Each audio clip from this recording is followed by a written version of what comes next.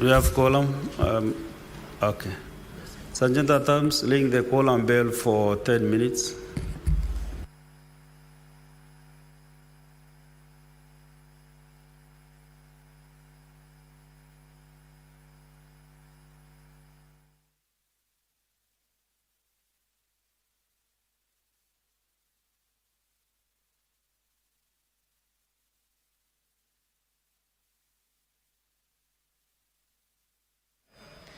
Well, the business of the Senate has officially commenced this afternoon, and we are waiting for quorum for the House to begin the consideration of business and agendas before it.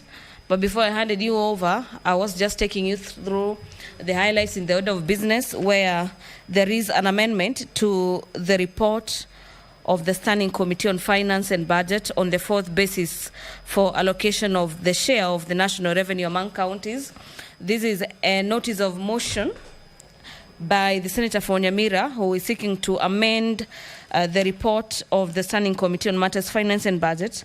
And interestingly, in the proposed amendment, the Senator for Nyamira is seeking to have the 2 billion shillings shared equally among the identified 11 counties. That being the proposal by the committee. His amendment is that 4.46 billion shillings be shared equally among the identified 11 counties. I want to believe these 11 counties are the marginalized counties, and he is seeking to have, instead of 2 billion shillings, that money be increased to 4.4 billion shillings. So we are waiting to see how that will pan out this afternoon, where senators will be considering that amendment.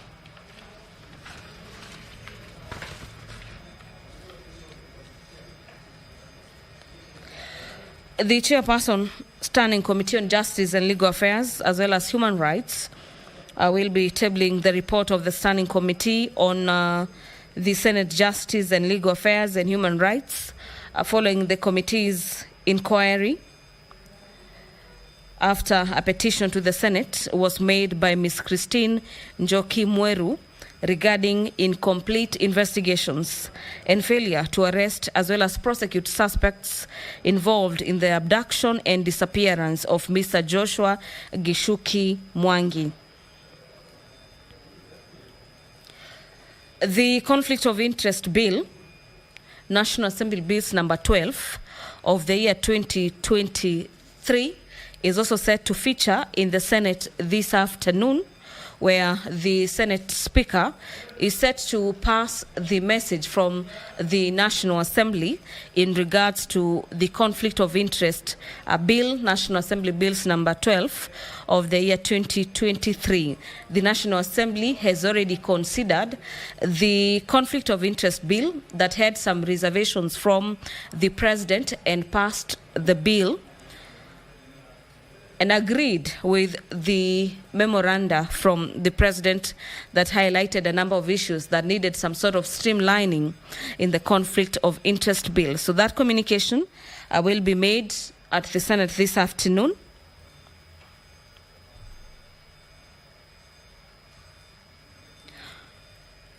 Based on the House Standing Orders number 53, the Senator for Migori County is featuring heavily under this category, as the Senator has a number of statements that he is set to request this afternoon. Allow me to take you just through 2 or 3 as they are a number. He is set to seek a statement from the Standing Committee on Matters Land, Environment and Natural Resources regarding the formation of the Mining Police Unit to help curb illegal mining, smuggling and money laundering within the mining sector.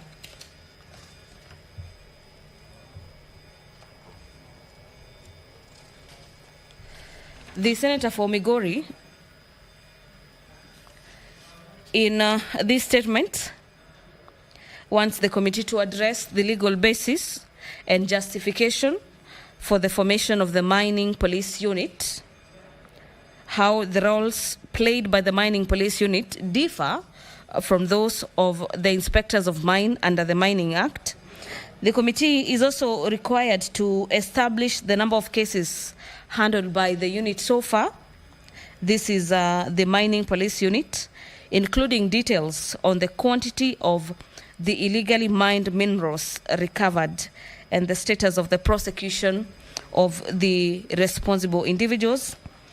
And finally, the measures that have been put in place to protect artisan as well as small-scale miners from harassment by officers in the Mining Police Unit. This is including details on the reporting mechanisms of such harassment.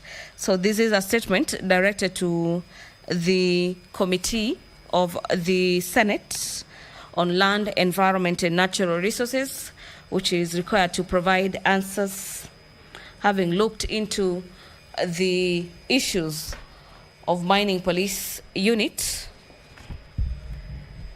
in areas that activity. The other statement is also the Committee on Lands, Environment and Natural Resources regarding the basis for the Cabinet's decision to declare 14 counties minerals as strategic. This is a statement having had the Cabinet declare 14 minerals as strategic. Allow me to hand over for this live broadcast as we now have the quorum.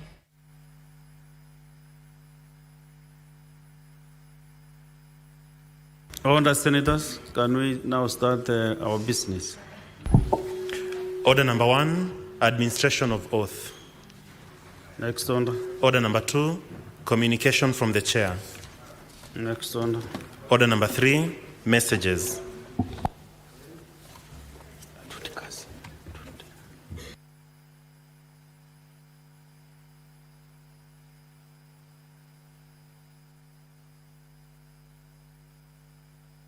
Order, Senator Loba. There is a message I want to read. Honorable Senators, I wish to report to the Senate. This is a message from the National Assembly, which is the decision of the National Assembly on the President's reservations to the Conflict of Interest Bill, National Assembly Bills number 12 of 2023. Honorable Senators, I wish to report to the Senate that pursuant to Standing Order 46.3 and 4, I have received the following message from the Speaker of the National Assembly regarding the decision of the National Assembly on the President's reservations to the Conflict of Interest Bill, National Assembly Bills number 12 of 2023.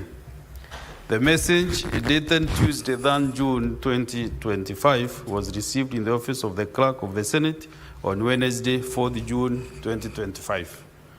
The message, pursuant to Standing Order 46.4, I now report the message. Pursuant to the provisions of Standing Order 41.1 and 141 of the National Assembly Standing Orders, I hereby the following message from the National Assembly. Whereas the Conflict of Interest Bill, National Assembly Bills number 12 of 2023 was published by the Kenya Gazette Supplement number 41 of that April 2023 as a bill seeking to provide for the management and the regulation of conflict of interest in the discharge of official duties, and was passed by the Houses of Parliament in accordance with the provisions of Article 113 of the Constitution and subsequently presented for assent. And whereas 30th April 2025, His Excellency the President the bill back to Parliament for reconsideration in accordance with the provisions of Article 115 of the Constitution.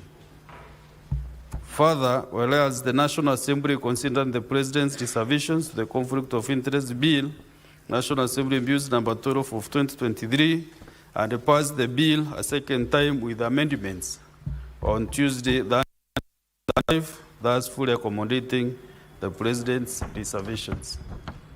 Now, therefore, in accordance with the provisions of Article 115 of the Constitution and Standing Order 41.1 of the National Assembly Standing Orders, I hereby convey the same decision of the National Assembly to the Senate.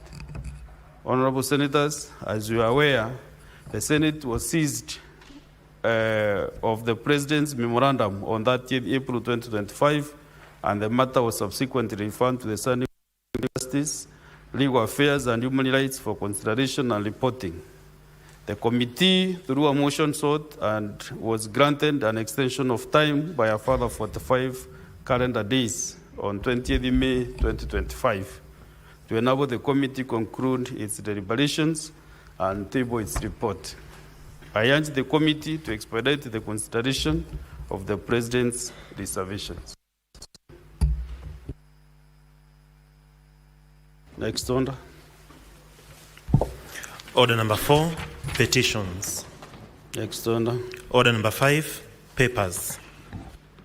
Chairperson, Standing Committee on Justice, Legal Affairs and Human Rights.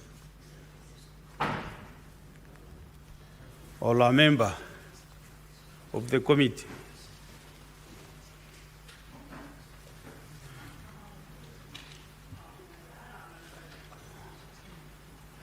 Deputy Majority Whip, kindly read this, the paper.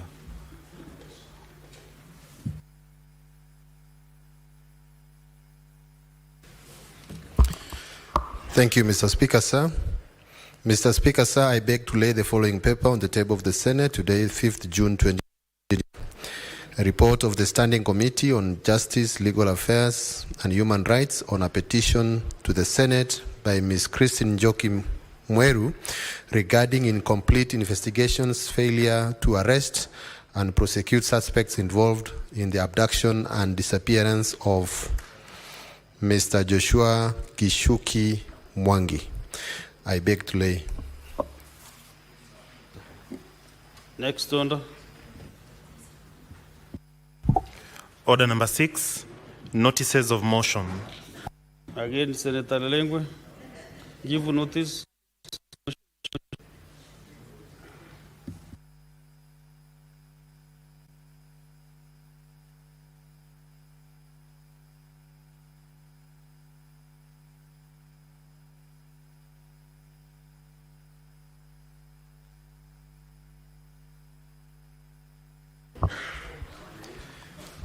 Mr. Speaker, sir, I beg to give notice of the following motion, that the Senate adopts the report of the Standing Committee on Justice, Legal Affairs and Human Rights on a petition to the Senate by Ms.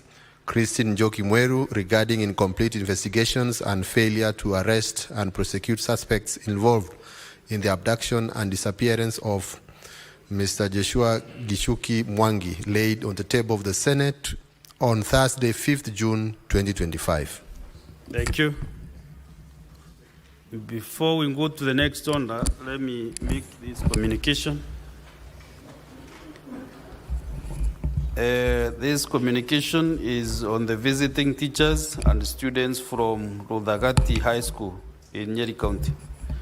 Honorable Senators, I would like to acknowledge the presence in the public gallery this afternoon of visiting teachers and students from Rodagati High School in Nyeri County.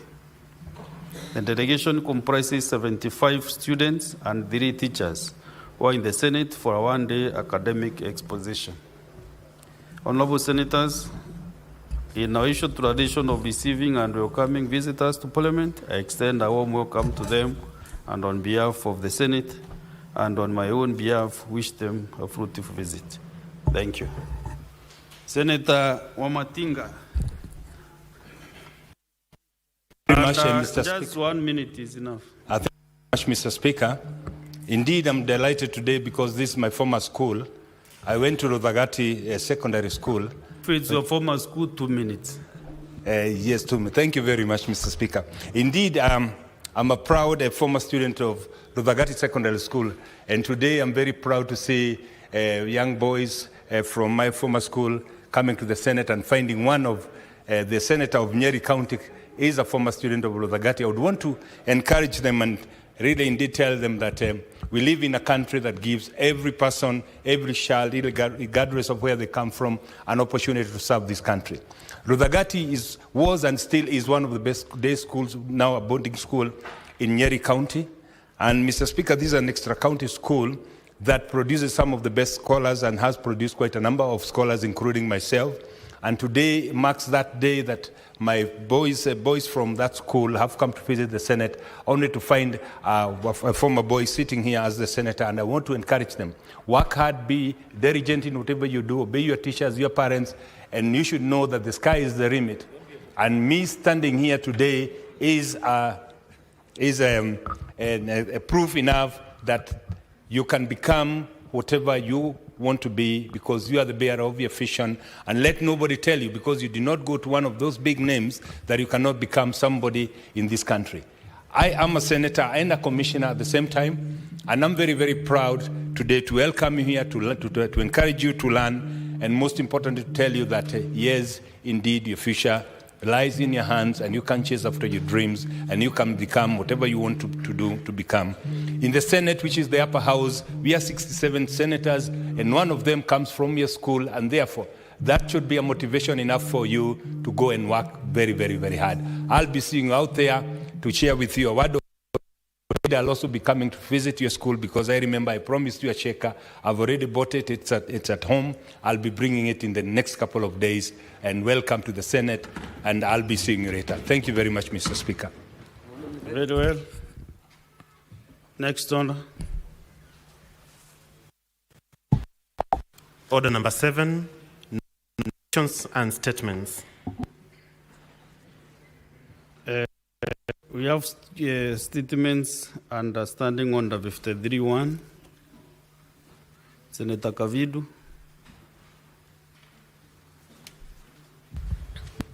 Thank you, Mr. Speaker. Mr. Speaker, I raise a request of a statement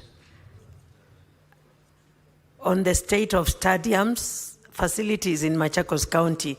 Mr. Speaker, I arise pursuant to Standing Order 53-1 to seek a statement from the Standing Committee of Roads, Transportation and Housing on the matter of county-wide concern, namely the construction of stadiums in Machakos County.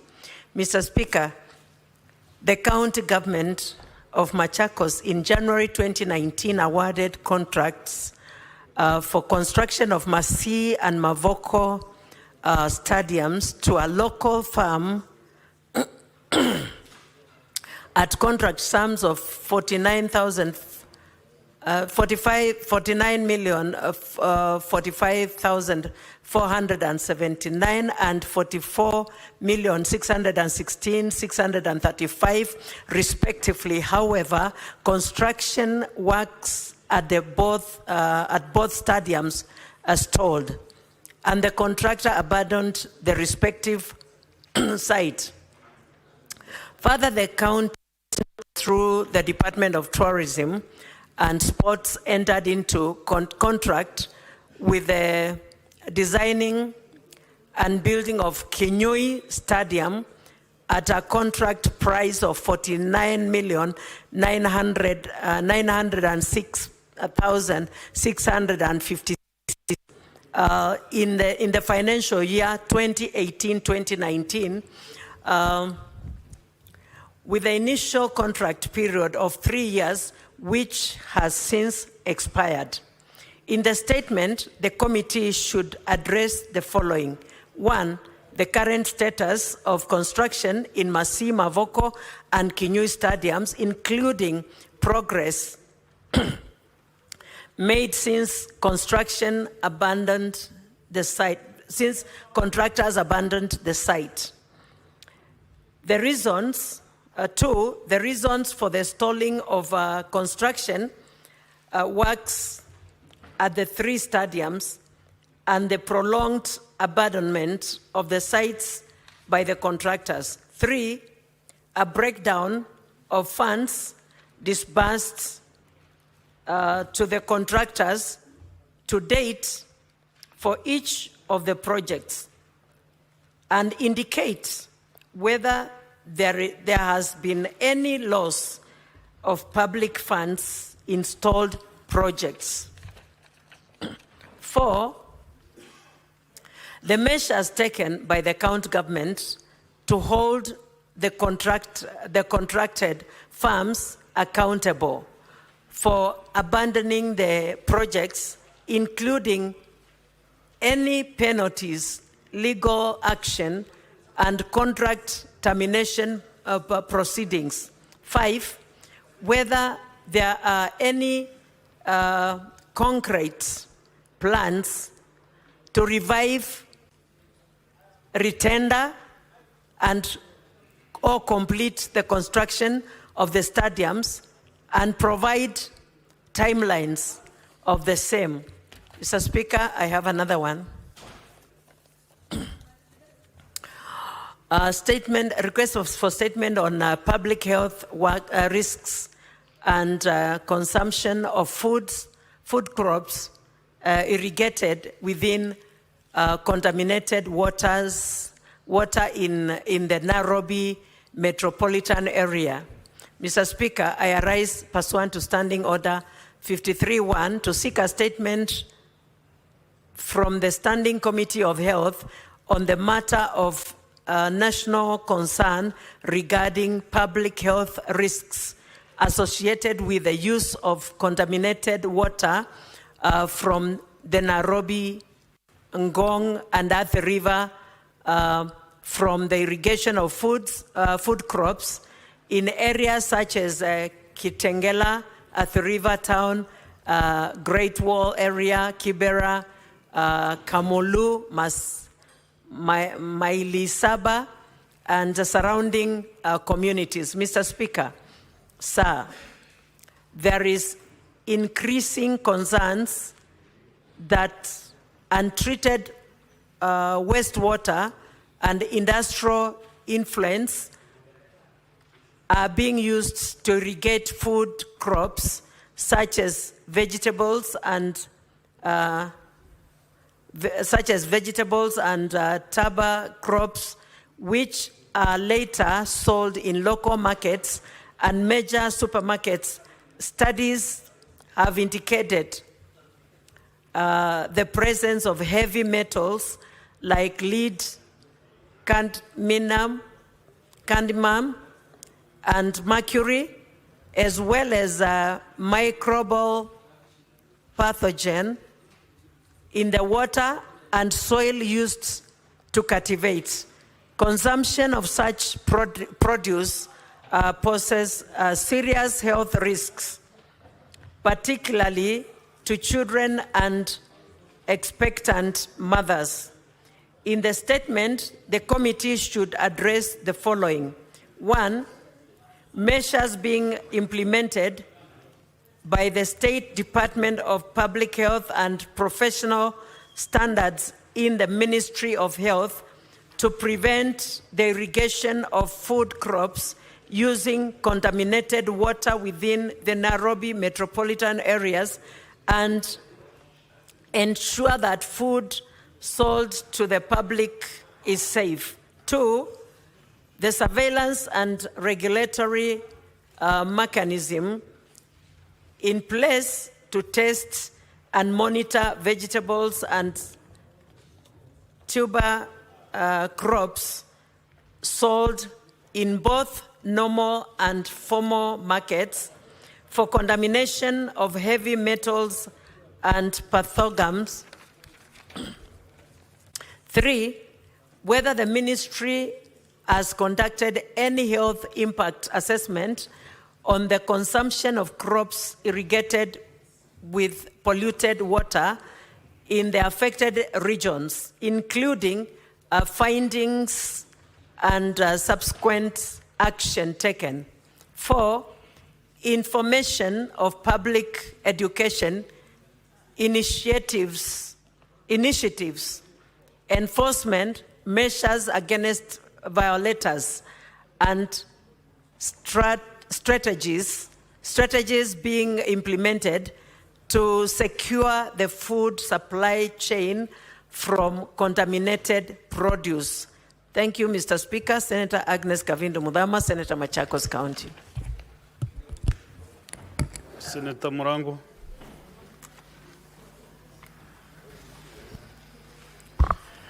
Thank you, Mr. Speaker. I have two statements arising from a crisis in Kirinyaga County. Mr. Speaker, I rise pursuant to Standing Order 53.1 to seek a statement from the Standing Committee on Agricultural Fisheries on a matter of county-wide concern regarding the drastic reduction in milk collection volumes from Crema Syrup Dairy Cooperative Societies in Kirinyaga County by the new cooperative Creameries KCC at Meru Central Dairy Union. Mr. Speaker, sir, Crema Syrup Dairy Cooperative represents over 6,000 smallholder farmers and has consistently delivered 75,000 liters of milk per day. Mr. Speaker, 45,000 liters to KCC and 30,000 liters to Meru Central Dairy Union. However, these volumes have been slashed drastically without prior consultation or justification. Meru Central Dairy Union issued a one-day notice limiting intake to 15,000 liters, while KCC has further reduced their correction to 25,000 liters.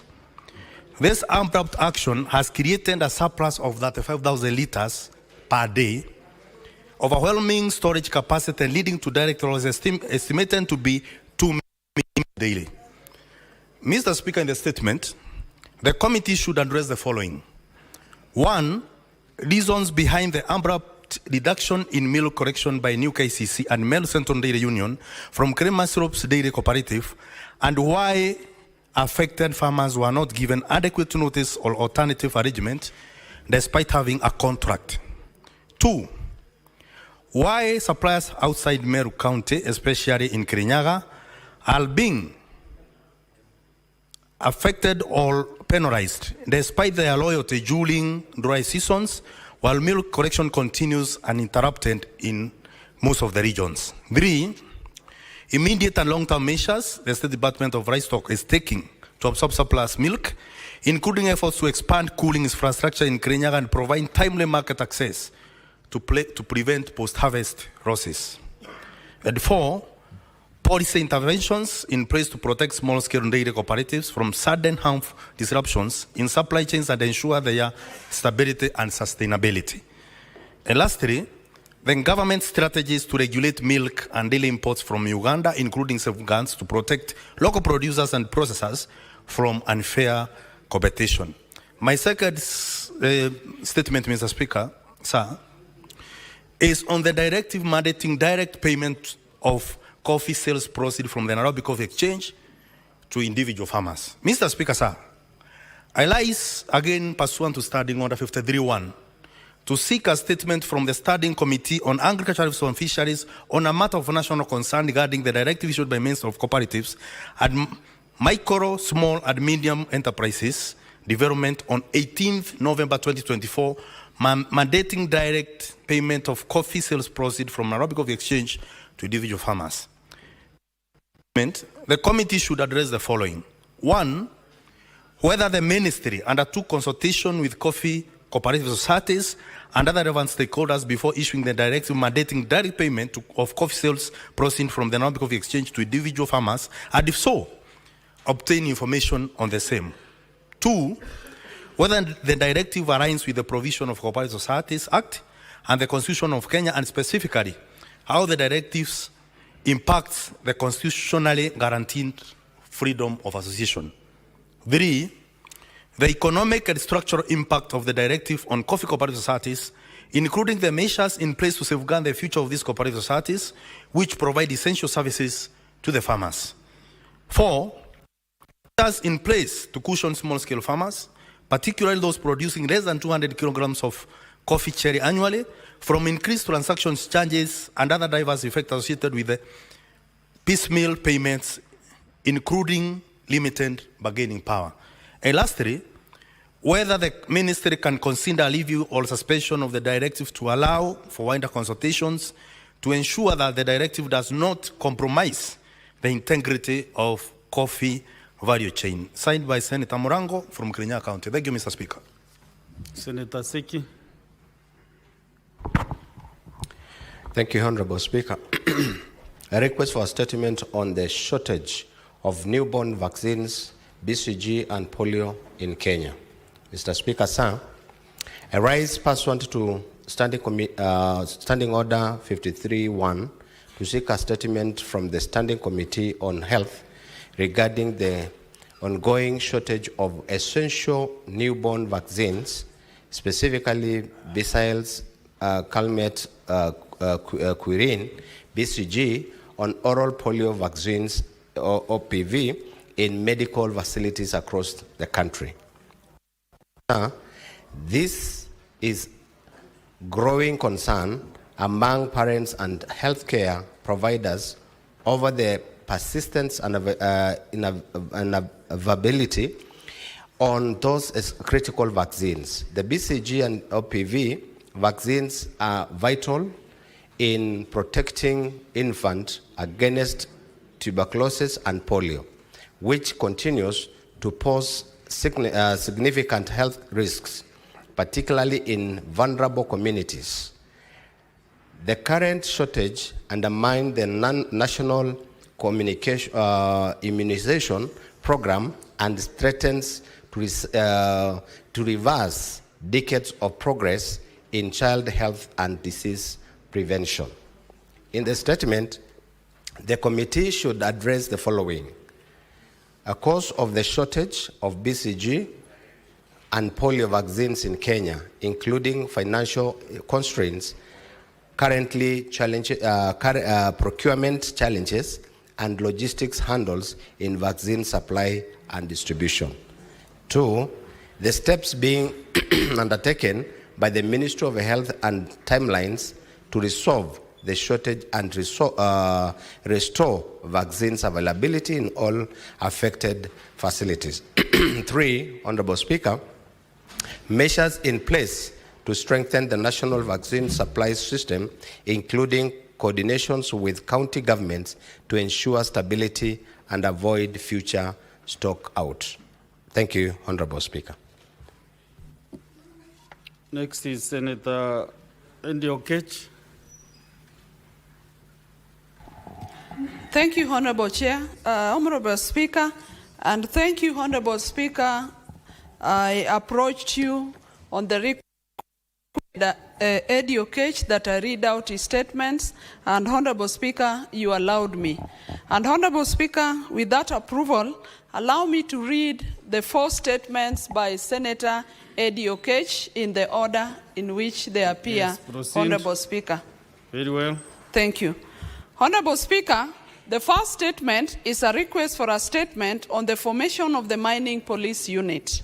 Mr. Speaker, sir, I rise pursuant to Standing Order 53-1 to seek a statement from the Standing Committee on Land, Environment and Natural Resources on a matter of national concern regarding the formation of the Mining Police Unit to help curb illegal mining, smuggling and money laundering within the mining sector.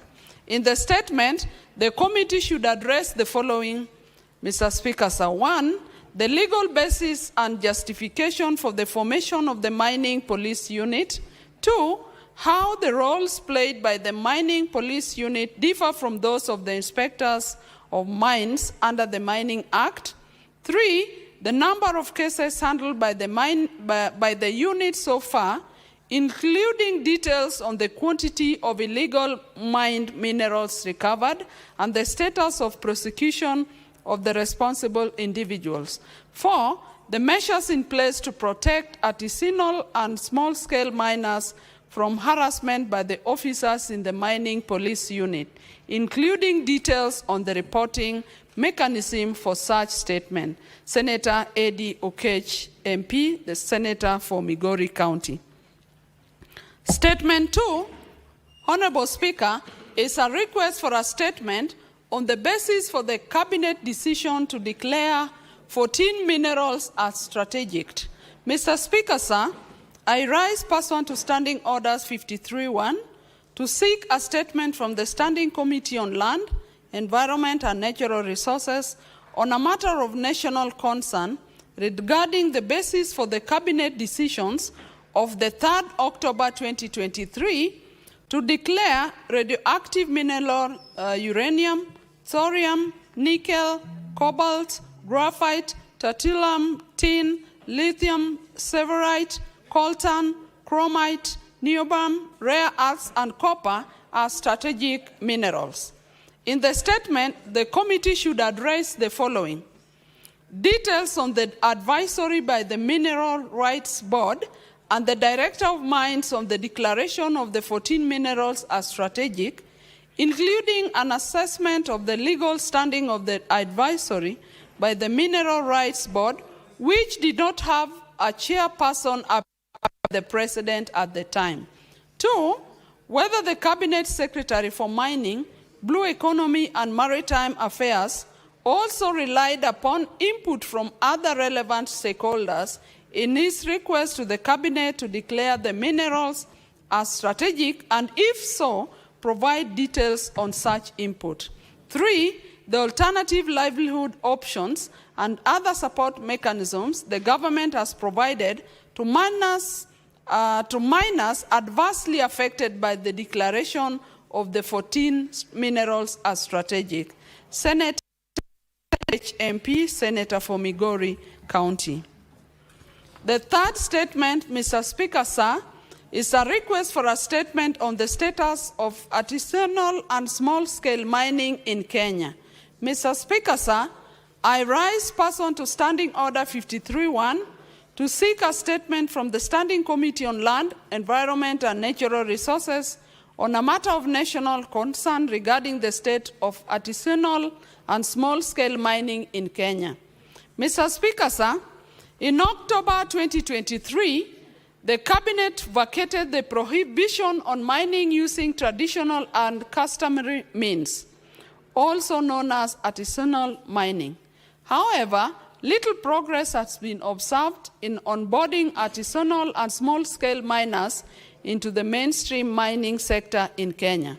In the statement, the committee should address the following. 1, the number and identities of artisanal and small-scale miners granted mining permits in each county since the Cabinet decision to vacate the prohibitions on artisanal mining.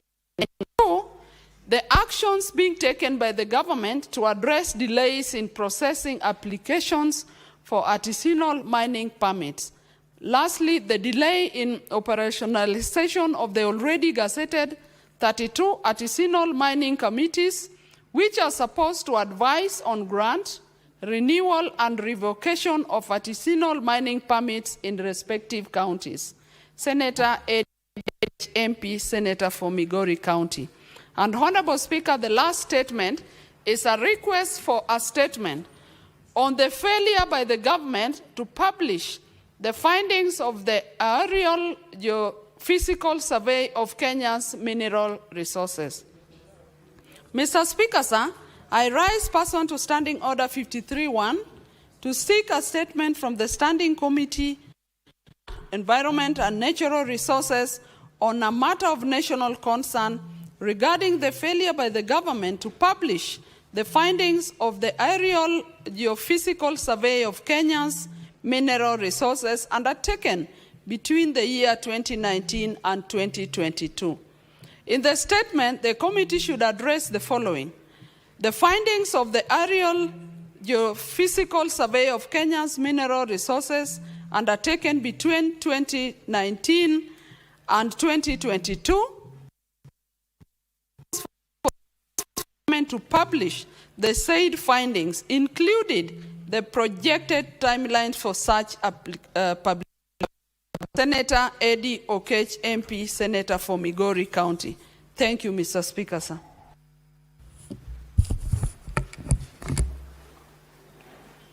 Before we go to the,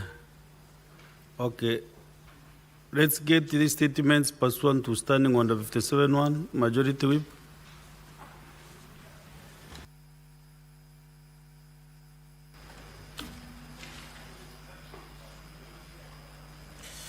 Thank you, Mr. Speaker. Mr. Speaker, on behalf of the Leader of the Majority, I rise pursuant to Standing Order 57-1 to hereby present the business of the House in the week commencing Tuesday, 10th June 2025. Mr. Speaker, sir, The status of the business pending before the Senate includes 153 bills, of which 37 are at the second reading stage and 16 are at the committee of the whole stage. 32 motions are pending conclusion.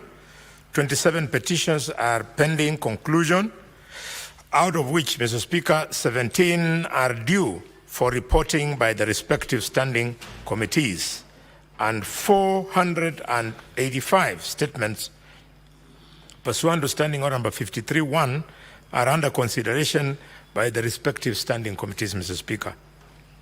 On Tuesday, 10th June 2025, the Senate Business Committee will meet to consider the business for the week. The tentative business for that day will include business not concluded from today's order paper, as well as the business indicated in the notice paper.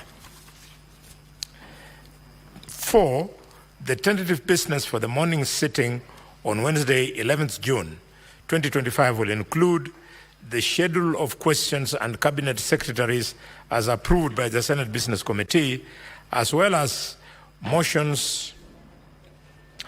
The questions will include the following. Question number 66 to the Cabinet Secretary, Ministry of Tourism, by Senator Joyce Korir, CBS MP. Question 43 to the Cabinet Secretary for Ministry of Lands, Public Works, Housing and Urban Planning, by Senator Edwin Sifuna, CBS MP. 39 to the Cabinet Secretary, Ministry of Youth Affairs and Sports, by Senator Daniel Maozo, EBS MP. Question 67 to the Cabinet Secretary, Ministry of Youth Affairs and Sports, by Senator Joyce Korir, CBS MP. Question 67 to the Cabinet Secretary, Ministry of Youth Affairs and Sports, by Senator Joyce Korir, CBS MP.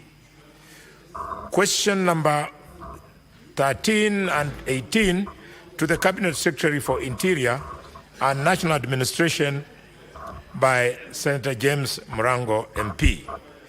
Question 26 to the Cabinet Secretary for the Interior and National Administration, by Senator Dr. Boni Khalwa MP. Question 28 and 29 and 80 to the Cabinet Secretary for Interior and National Administration, by Professor Tom Ojienda, Senior Counsel MP. Question number 41 to the Cabinet Secretary for Interior and National Administration, by Senator Daniel Maonzo, EBS MP. Question number 44 to the Cabinet Secretary to Interior for Administration, by Senator Edwin Sifuna, CBS MP.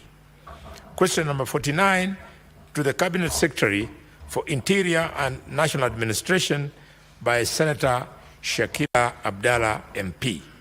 Question number 51 to the Cabinet Secretary for Interior and National Administration, by Senator Catherine Muma MP.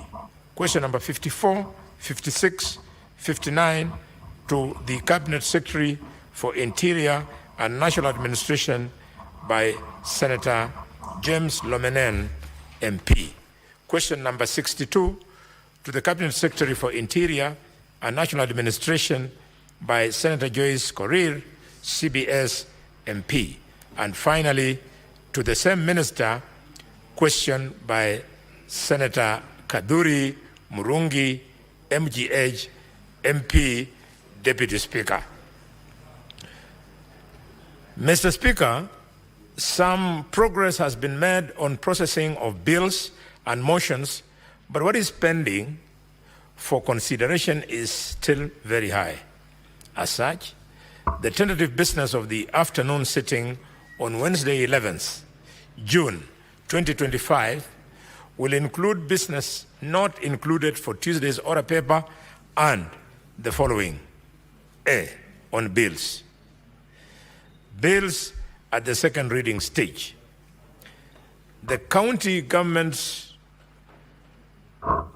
Senate Bills number 34 of 2024, the County Government's Amendment Bill, Senate Bills number 39 of 2024, the Labor Migration and Management Bill, Senate Bills number 42 of 2024, and the Street Naming and Property Addressing Systems Bill, Senate Bills number 43 of 2024.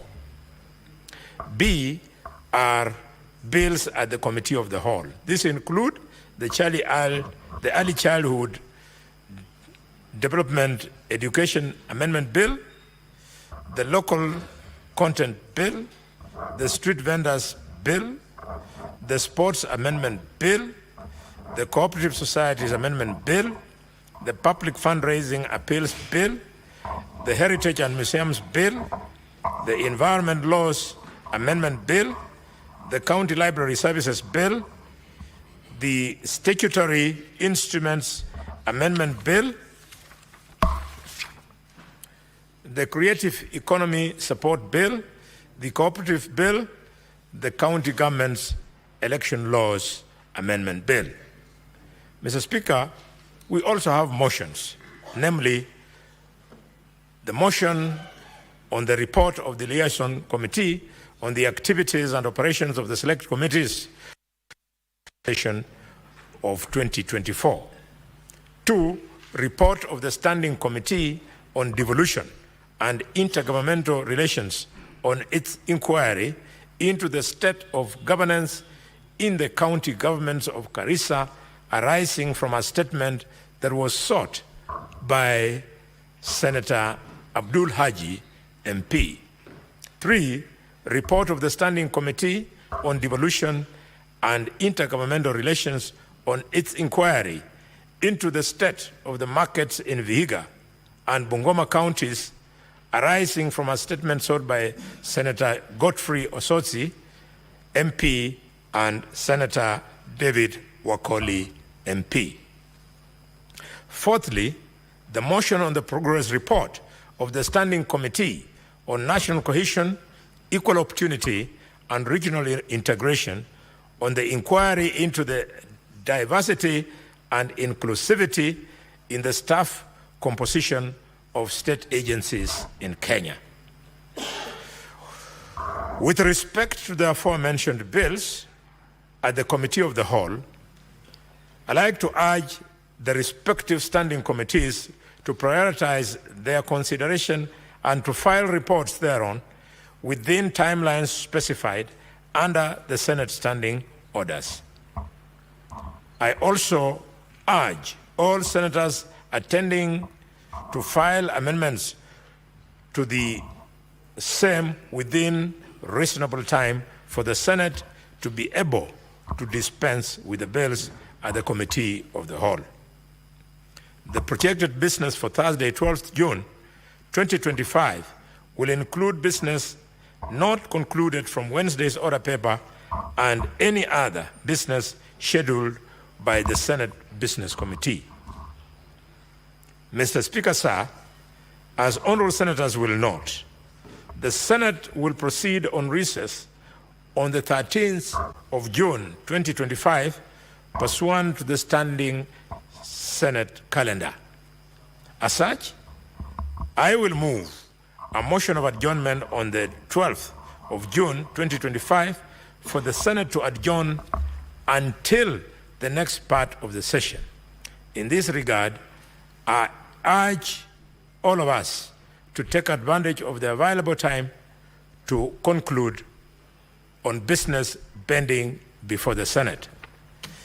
Mr. Speaker, in a small addition, we, the members of the Senate Committee on Finance and Budget, feel truly constrained by this calendar. We have requested, Mr. Speaker, that the chairman requests your committee to ensure that the calendar should be sensitive to the constitutional timelines. Mr. Speaker, I thank you and hereby lay the statement on the table of the Senate today, 5th of June, 2025. Why is the senator of Yes. Yes, Senator Enoch. Mr. Speaker, you know when Senator Boni Alwale, and you know this better than anyone else, when I was reading that statement under 57, he was doing it as the majority leader.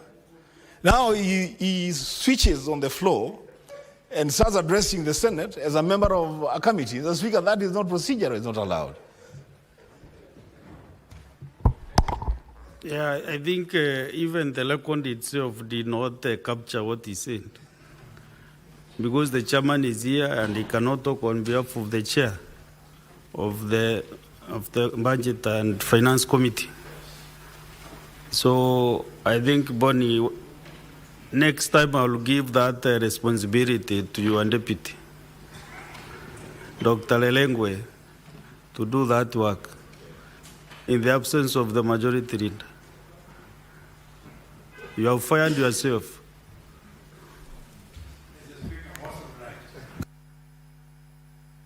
Now, on my screen, there are several requests. So, is it to make a comment brief on the statements, or you are queuing for order number 9, which I know it has a lot of attention? Senator Mondigi Alexander Munyi. 2 minutes, kindly. Okay, Bwana Speaker, ni asante kwa kunipa ruhusa niweze kuchangia statement ambayo imeletwa na Senator wa Kirinyaga, Senator Murango, kuhusu mambo ya masiwa. Mambo ya masiwa iko katika kilimo na katika kamati ile niko ya agriculture. Lakini mambo ya ajabu, Bwana Speaker, wakulima wanaumia sana, wale wanalima wako na ng'ombe na pia kukamua ng'ombe na pia na mbuzi na kuuza masiwa KCC.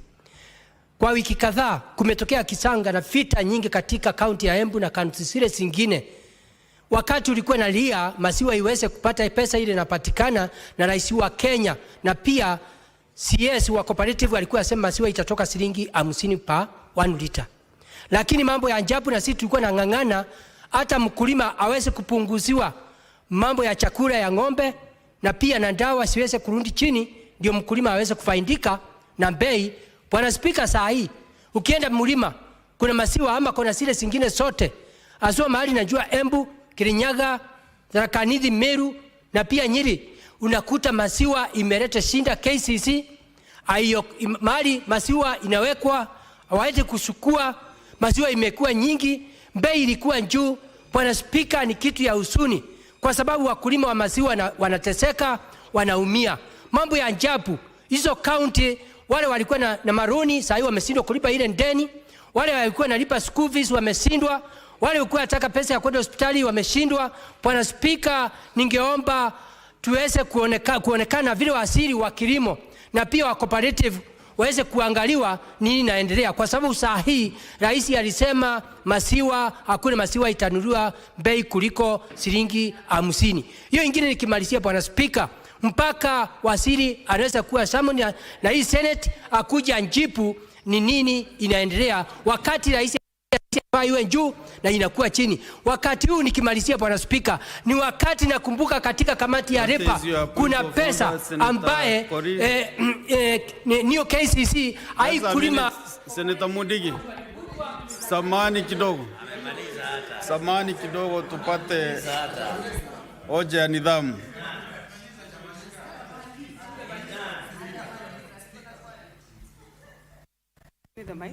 Yeah. Asante Mheshimiwa Speaker. Ningependa kuuliza Mheshimiwa Speaker, kwa sababu Mheshimiwa Mudigi mwenye ameleta hii mjadala hajaongelelea mambo ya mlima. Lakini Mheshimiwa Mudigi, nataka kujua Mheshimiwa Speaker, kama ni kweli ya kwamba mambo ya maziwa ni shida ambayo ni ya mlima peke yake. Atuelezee kwa upana. Na mlima ni wapi? Hiyo mlima. Senator Mudigi, mpatie. Asante Bwana Speaker, mambo ya mlima nimesema kulingana na njua masiwa inalimwa katika Kenya mzima, lakini pahali masiwa imekuwa shinda ni katika mlima Embu, Tharaka Nithi, Meru, Kirinyaga. Kwa hivyo mimi nimesema ile kona ambaye najua iko na shinda, kwa sababu nataka nimjibu kama mambo ya kahawa, kama mlima inatoka shilingi 100. Senator Mundigi. Senator Mundigi.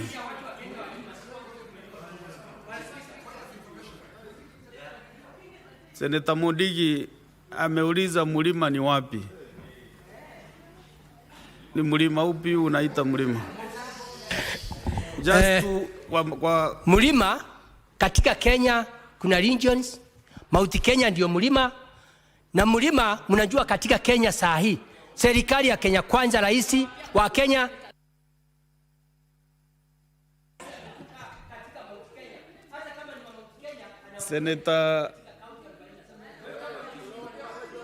Senator Mwaruma Jones Mashushe. Senator Mwaruma. Yeah, thank you, Mr. Speaker, for this opportunity to comment on a statement by Senator Eddie Okech on artisanal miners. Mr. Speaker, I have a statement like this one, which has not been responded to, because we have always raised concern why, or the rationale and justification of classifying some minerals as artisanal, as strategic minerals, which will only be mined by NAMICO, or National Mining Corporation. Mr. Speaker, we've asked about the rationale, and we have asked if there has been adequate stakeholder involvement in classifying these minerals, because where I come from, which is Taita Taveta, Mr. Speaker, people are really worried, the ones who deal with artisanal mining, especially of savorite. Mr. Speaker, they are worried because if they start dealing with savorite, they might be harassed by the policemen. And so we want to get this response plus the response to my statement or similar statement which I raised in this House. Mr. Speaker, I don't know if NAMICO has capacity to do mining in the whole of Kenya. And Mr. Speaker, the other statement is about the information or the data that has been done by the aerial survey on minerals in Kenya. That data is there. Who it is helping, because that information has not been publicized. It needs to be published so that counties or people or investors who want to deal with minerals or to mine can use that information for the sake of abstracting the minerals so that they can help the counties, because there's a revenue sharing formula between the national government, the counties, and the people, Mr. Speaker. So we need this information as fast as possible. I thank you, Mr. Speaker. Senator Mboni Kalwale. Mr. Speaker, following COVID, Mr. Speaker, lessons were drawn, and the government responded by establishing the Kenya Biovax Institute that was supposed to preside over manufacture, packaging, and commercialization of believable vaccines that we are aware the Senator of Kajiado has drawn the attention of the country to. It is indeed very sad. I would like that the committee, over and above the issues raised by the Senator of Kajiado, should also tell us the amount of investment that was put into establishment of the Kenya Biovax vaccine, to give us the establishment in terms of human resource in that institute, and also tell us how much success has been achieved out of the envisaged functions of the institute, Mr. Speaker. Mr. Speaker, I say this with a very heavy heart, that the children of the poor in this country are now going to be brought down by polio, by tuberculosis, by diphtheria, by tetanus, all of them which are preventable things that the medical profession had been able to put into the past. My second comment, Mr. Speaker, is on the matter raised by the Senator of Machakos on the status of various stadia in her county. Mr. Speaker, I remember on 1st of January, 6 months ago, the President himself toured Buhungu Stadium, invited the contractor to come on site, and Mr. Speaker, it's amazing. Senator Joe Newton. Thank you, Mr. Speaker, for the opportunity. And I want to comment on the statement made by Senator Murango of Kirinyaga County regarding the reduction of milk uptake from Kirima Dairy, Slopes Dairy, by Meru Central Dairy and KCC, Mr. Speaker. The reduction is very drastic by Meru Central Dairy from 30,000 liters a day to 15,000 liters a day. By KCC from 75,000 to 25,000 liters a day. You can only imagine what is happening to these farmers and what they are doing with the excess supply of milk. Mr. Speaker, although Senator Joyce Corriel does not want to hear anybody mentioning Murima, but I want to remind her, and I say this because this is something that is happening in Murima, Mr. Speaker, that we are elected to represent different counties, our individual counties. If I'm elected to represent Muranga, I have to speak for Muranga, Mr. Speaker, because the senator for Turkana can speak for the people of Turkana, even as we look at matters nationally. And so, Mr. Speaker, we hope that this is not a scheme to, Mr. Speaker, to then impoverish the people from the said particular region.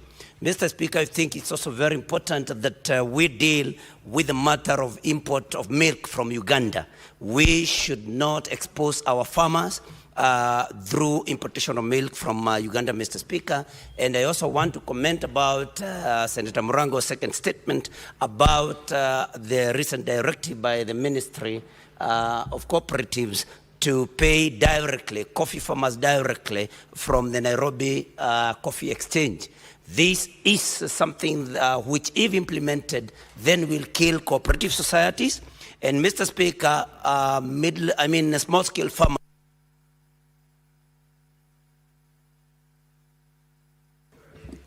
Honorable Senator, you should train your eyes on the lights so that you don't overrun the highway. Senator Wambua Enoch.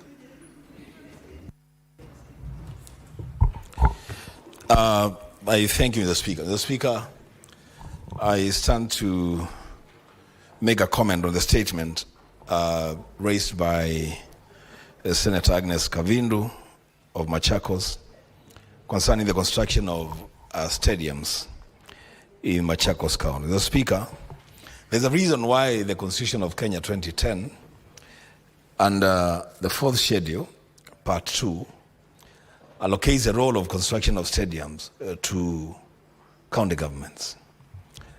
Mr. Speaker, this is because it is expected that the county governments will make investments in stadiums to tap into the talent of local youth and make them be engaged in profitable ways, Mr. Speaker. Mr. Speaker, when the committee that will be seized of this statement, if they choose then to visit those two stadiums identified by Senator Kavindu, I will request that the committee should extend that visit to cover the region, the Lower Eastern region, the Speaker, of Kitui, Makueni, and Machakos. I say this, Mr. Speaker, because since independence, these three counties have never had what you would call a real stadium, where our youths can exploit their talents, where we can have serious meetings with the Speaker. And now, Mr. Speaker, because I know where we are going, we will need to have a lot of these spaces where a lot of these things, including public meetings, can happen. It will be important to have these counties invest more of their resources in constructing stadiums in that region. The Speaker.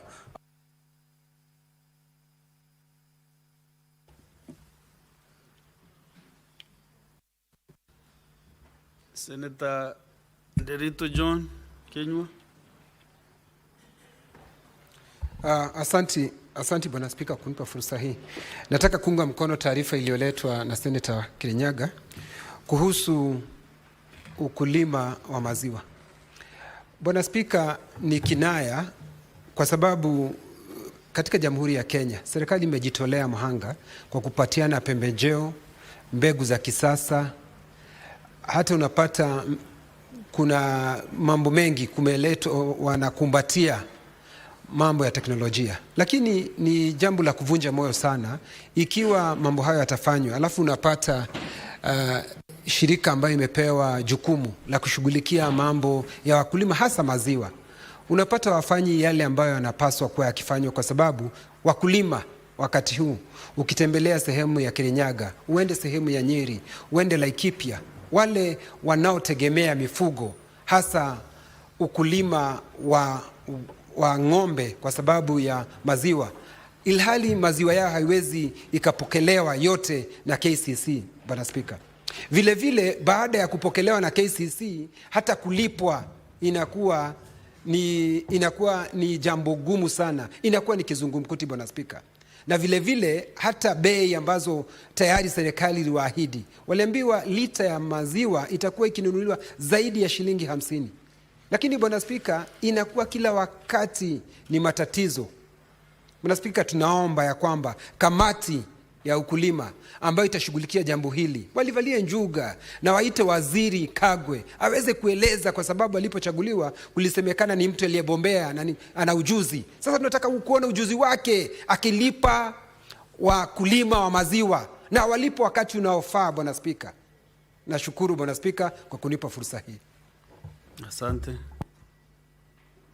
Senator Kisang William. Thank you, Honorable Speaker. I also want to make comment on the new KCC issue. Honorable Speaker, the Kenya Kwanza government did a lot of campaigns across the country to encourage our farmers, especially dairy farmers, Honorable Speaker, and we were promised of 53 shillings.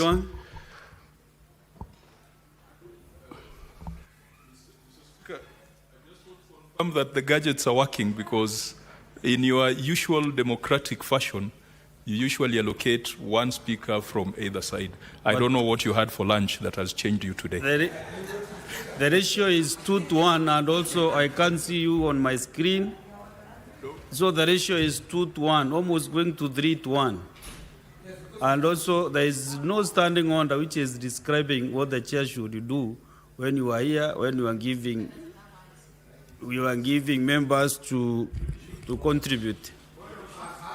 But maybe the technicians can check on your gadgets. Yes, Senator Karwale. Mr. Speaker, did you hear the Senator of Homa Bay question what you had for lunch? And Mr. Speaker, in view of the good English language, that statement in itself imputes improper motive, because in good English, it means either you took alcohol or opium or something. Is he in order, Mr. Speaker? Bonnie, Senator Bonnie, you know where I come from. Men does not talk about the food. So I could not make a comment about the food. The men don't discuss matters, stomach matters. So you assume you never heard what he said. I just assumed I never heard. It's like when a boy insults you, you don't reverse back. You just don't answer him. You just proceed with your work. Yes. So I assumed I didn't hear what he talked about food. Senator Kisang, proceed. Speaker, I agree with you. You know where Kalwale comes from. Food is very important.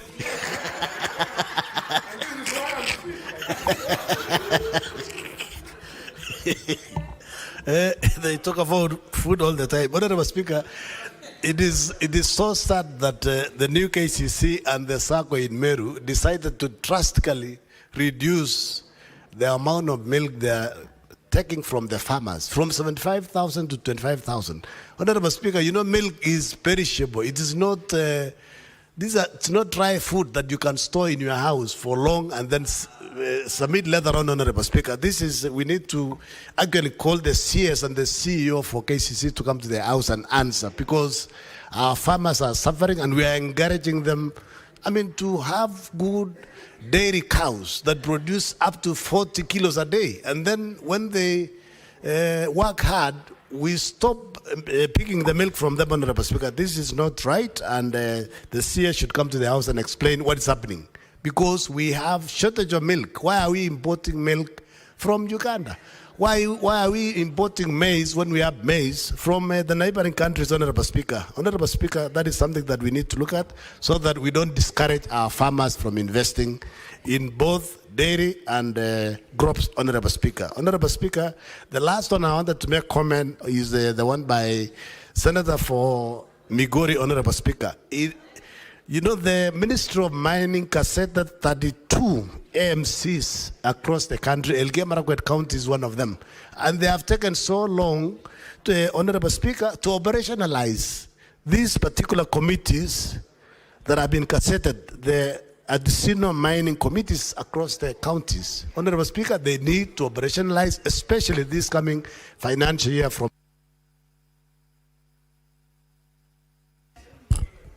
Senator Beatrice Akinyi Ogola. Thank you, Honorable Speaker. Honorable Speaker, I want to support the statement by the Senator of Kajiado, Senator Seki, on the shortage of vaccines. Honorable Speaker, at independence, there were 3 major things that the founding fathers promised to sort. And one of them was disease, ignorance, and hunger, Honorable Speaker. But it is a pity that at this level, over 61 years... Joyce Coril.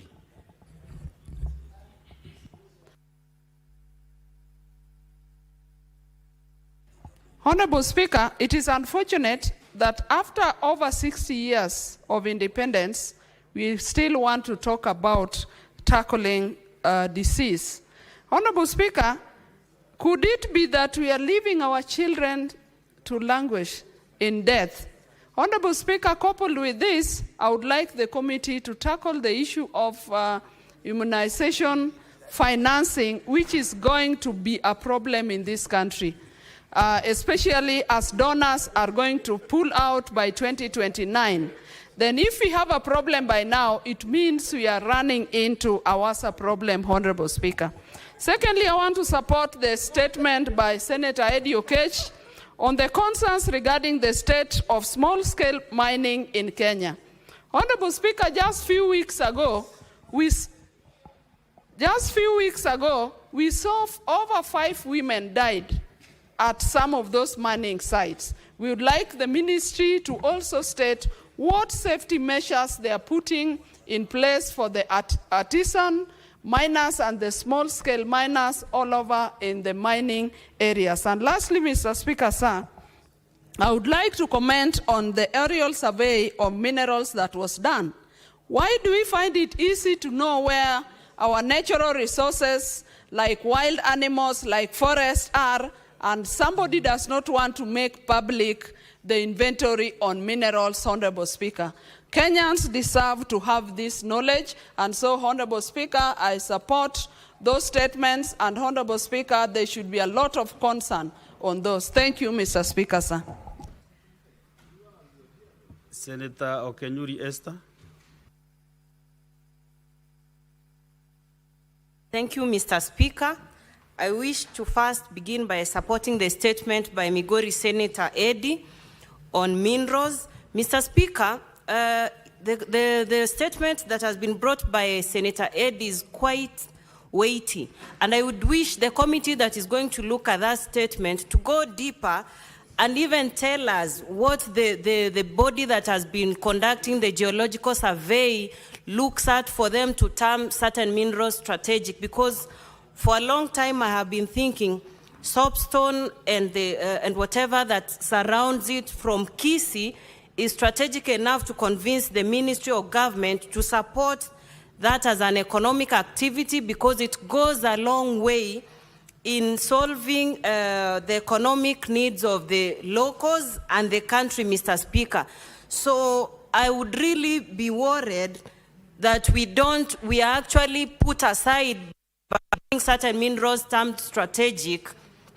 I would really want the committee to shed light so that I'm able to know if indeed we fall below that par or it's a means of sidelining soapstone miners and covers, Mr. Speaker.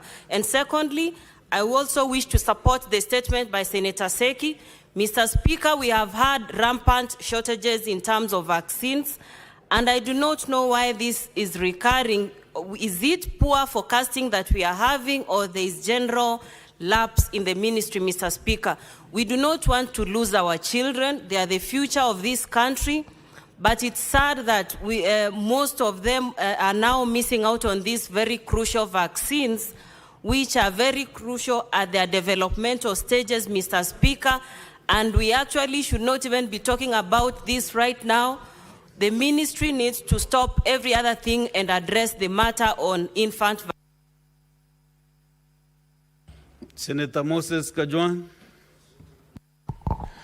Mr. Speaker, in this country, it's very difficult to know what the truth is. And when I listened to the statement by the senator from Kirinyaga about coffee and about dairy, I was very conflicted. Mr. Speaker, on Madaraka Day, the president made an address telling us how structural changes and reforms in the coffee sector have led to the direct settlement scheme, which will allow coffee farmers to get settlements within just a few days rather than a number of months. And so, Mr. Speaker, I would like the Agriculture Committee to go deeper into this matter, not just to look at that specific aspect of direct settlement scheme, but to verify whether the reforms that the President has told us continuously in the agricultural sector are true reforms. Mr. Speaker, if we were to listen to only one side of the different arms of government, we will lose it. And that is why Parliament exists, to validate the claims from the executive. Mr. Speaker, let me also comment on the mineral, the declaration of strategic minerals. Mr. Speaker, this country, every corner of this country, has a strategic or has a critical mineral under the soil. And we had expected that the experts we had donated to the broad-based government, like CS Joho, would be able to tell Kenyans the truth for once. The colonialists, when they came to this country, they did a mineral mapping, and the records are there. County governments have a clear mineral mapping. Mr. Speaker, today we are talking of fiscal space. We are talking of lack of resources. We are going to borrow money from UAE. We are going into wars in Sudan so that we can... Just a minute, Senator Kajwang. Senator Boni Karwale, what is your point of order? Mr. Speaker, I rise under Standing Order number 105. Did you hear the senator of Homa Bay said that they donated experts to the broad-based government, and he said, like Joho Hassan. Could he specify in what area of expertise the said Joho is an expert? Because it's a matter of record. It has to be clear. We have allowed, dear senators, Kenyans, the issue of education be something that should never be celebrated by our children. Senator Can you Boni clarify? Karwale. Senator Boni, if you familiarize yourself with the Standing Order 101, you know we are very strict on our standing orders. If you want to discuss CS Hali Hassan Joho, you should bring a substantive motion to this House. You yourself and Senator Kajwang, both of you are out of order, and I give you the first warning. If you dare mention any state officer by his name, familiarize yourself with the standing orders. Proceed and conclude.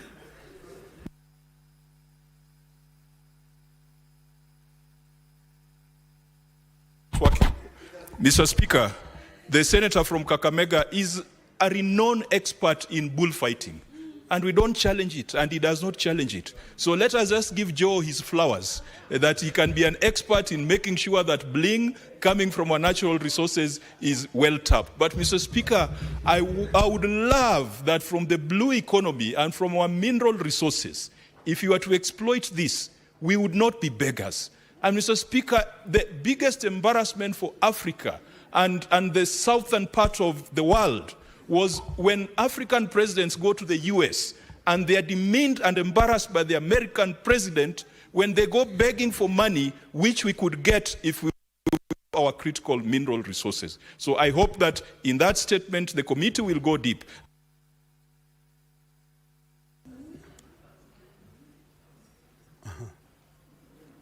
We are concluding on the comments the next 5 minutes.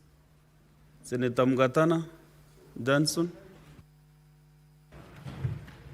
Thank you, Mr. Speaker. Mr. Speaker, I want to quickly comment on the aerial geophysical survey of Kenya mineral resources statement by Senator Eddie Oketch. Mr. Speaker, there was a conference that was held in Kenya on the 26th, 27th of November 2024 after the aerial geosurvey, physical geosurvey was done, and which identified 970 mineral occurrences in Kenya. Mr. Speaker, what is surprising is that that conference was supposed to attract investment into Kenya after we discovered there are about 970 mineral occurrences in Kenya. What is surprising and what is coming from this statement is that this information has not been put up in the public domain. And the purpose for which money was spent was so that we can attract investment into this country. Mr. Speaker, the Ministry of Mining released a document saying they spent $65 million. This is about 7 billion Kenya shillings to carry out that aerial geophysical survey between the years 1919 and 2022, 2019 and 2022. So if public money was expended to the effect that we bring investment, why is the ministry having a problem with publishing this information? Why should the minister arrange conferences in 2024 when maybe there are Kenyans who want to invest in that sector? Mr. Speaker, the committee should explore the reasons, because maybe there are very many Kenyans who... Sorry. Last but not the least, Senator Ososi Ngonfle, Atieno. Thank you, Mr. Speaker. Mr. Speaker, I will want to quickly comment on the statement by Senator of Migori. Has actually four statements on the matter of mineral mining. Mr. Speaker, I think Senator Eddie's statements are quite heavy and very important, because they are actually addressing very, very fundamental questions in the mining sector in this country. Mr. Speaker, the status of artisanal mining in our counties is something that this House must look at. We have unscrupulous foreigners who have invaded our villages, especially in Western Kenya. The Chinese, the Indians, and all manner, Nigerians, all manner of foreigners, in the name of mining gold. And children have left school because they are busy searching through soil and trying to look for gold, Mr. Speaker. Women have left their homes. And what happens to this gold when they mine it? No one knows where it goes. Mr. Speaker, we have sat in this House and we have been told Vihiga, Migori, and Kakamega cannot get mineral royalties because the gold that is mined is not accounted for, Mr. Speaker.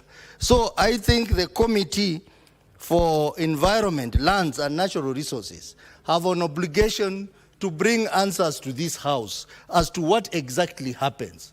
And all these companies operating are known to the Ministry of Mining, are known to the police, are known to the county government. What is happening, Mr. Speaker, is illegal trade that is known to government officials, and they are not.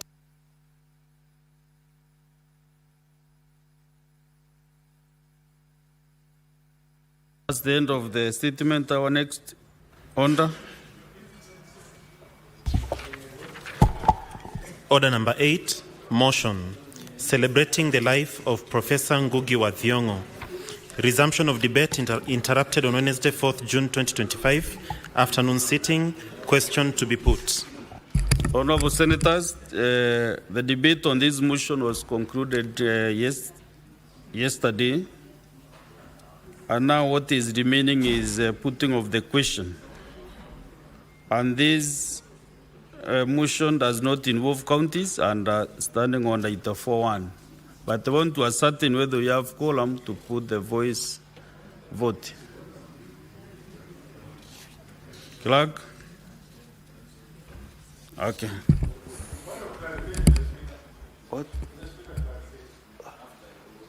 Maybe can I first put the question? There is another thing from where I come from. Men do not look behind. So once you start standing up, you continue standing.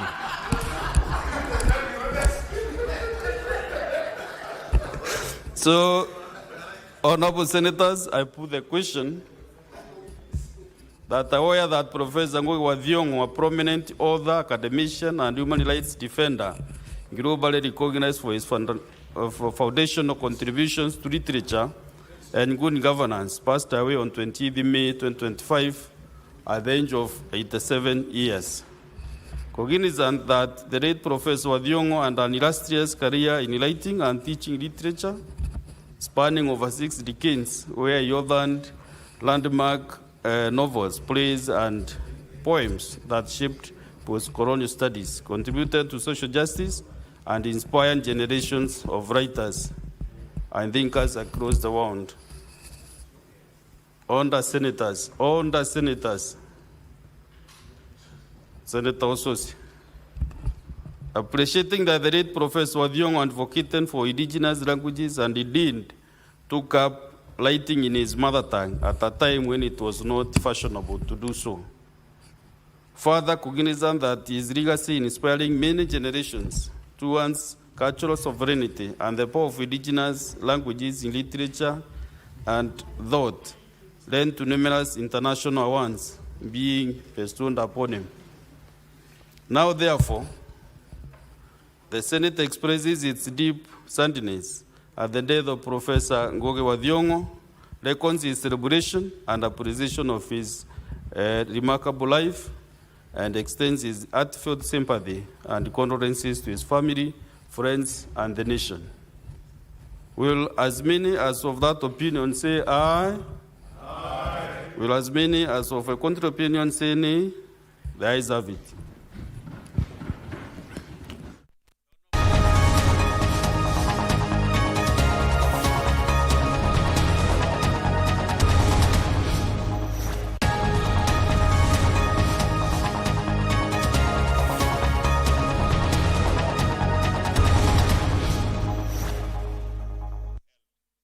Billion shillings belonging to Kera that was being held. And I hope the CS will now immediately, forthwith, release that 10.5 billion to Kera. Thank you, Honorable Speaker. Order, members on their feet, take your seats. Order, honorable members, that illegal Kamkunji, can you disband and take your seats? Honorable Madenga, take the nearest seat.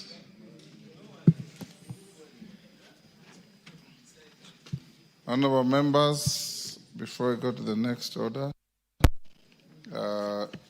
in the public gallery we have Tala Girls High School from Matungulu, Machakos. In the speakers gallery we have Karori High School from Kiambaa, Kiambu, and Kenyoho Secondary School from Kandara, Muranga. Also in the speakers gallery we have 2 members of staff from the Budget Department of the Parliament of Ghana. The two officers are on a visit to the National Assembly to benchmark with our Parliamentary Budget Office on the budget-making process. They are welcome to observe the proceedings of the House. And I join the House in welcoming all the students, their teachers, and those accompanying them. Honourable members, I also have a short communication on the variance in the global figure on financial year 2025-2026 budget estimates for recurrent and development expenditure. Honourable members, as you will note, in today's order paper, the House is scheduled to resume debate on the motion on the consideration of the budget estimates for the financial year 25-26. The conclusion of this will pave the way for the consideration of the estimates in Committee of Supply pursuant to the provision of Standing Order 240. As earlier directed, this will be undertaken on Tuesday, 10th June 2025 on a priority basis. I've directed the clerk to avoid loading the order paper with too many issues so that after the preliminaries, we'll go straight to the Committee of Supply. Honourable members, I wish to notify the House that as will be noted in the supplemental order paper, there is a variance on the global figure being sought to be issued from the Consolidated Fund between the notice of motion as issued and as currently contained in the supplementary order paper. This variance has been occasioned by a reconciliation of the figures against the various votes contained in the first schedule to the supplementary order paper. Honourable members, when I looked at the figure in the motion and the figure in the Committee of Supply, I noted some variance, so I instructed the Budget Office to scan through carefully and advise me on where the variance was coming from.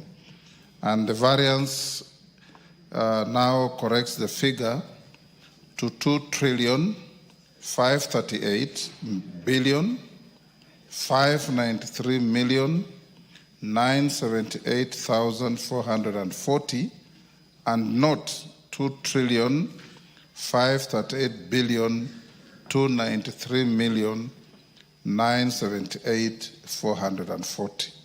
The variance was about 300 million, and my budget office informs me that it was an error in additions that caused this. The motion will be that with the correct figure as shown on the supplementary order paper, which is indeed published in the supplementary order paper today. The House is accordingly guided. I also join everybody in congratulating Peter Opondo Kaluma and our team of lawyers, Murugara and others. All the lawyers of the House, we acknowledge you, Mele Odhiambo, Otiende Omolo, Mwengi Mutuse, John Makali, and Osoro, TJ Kajwang. Who is that raising his hand? Are you a lawyer? Naika, you are not a lawyer. Yes. Andon Olwach, for gallantly fighting for you and the constituents' best MPs. Today is your day to smile. Honorable Gashimo, yes, there's a smile.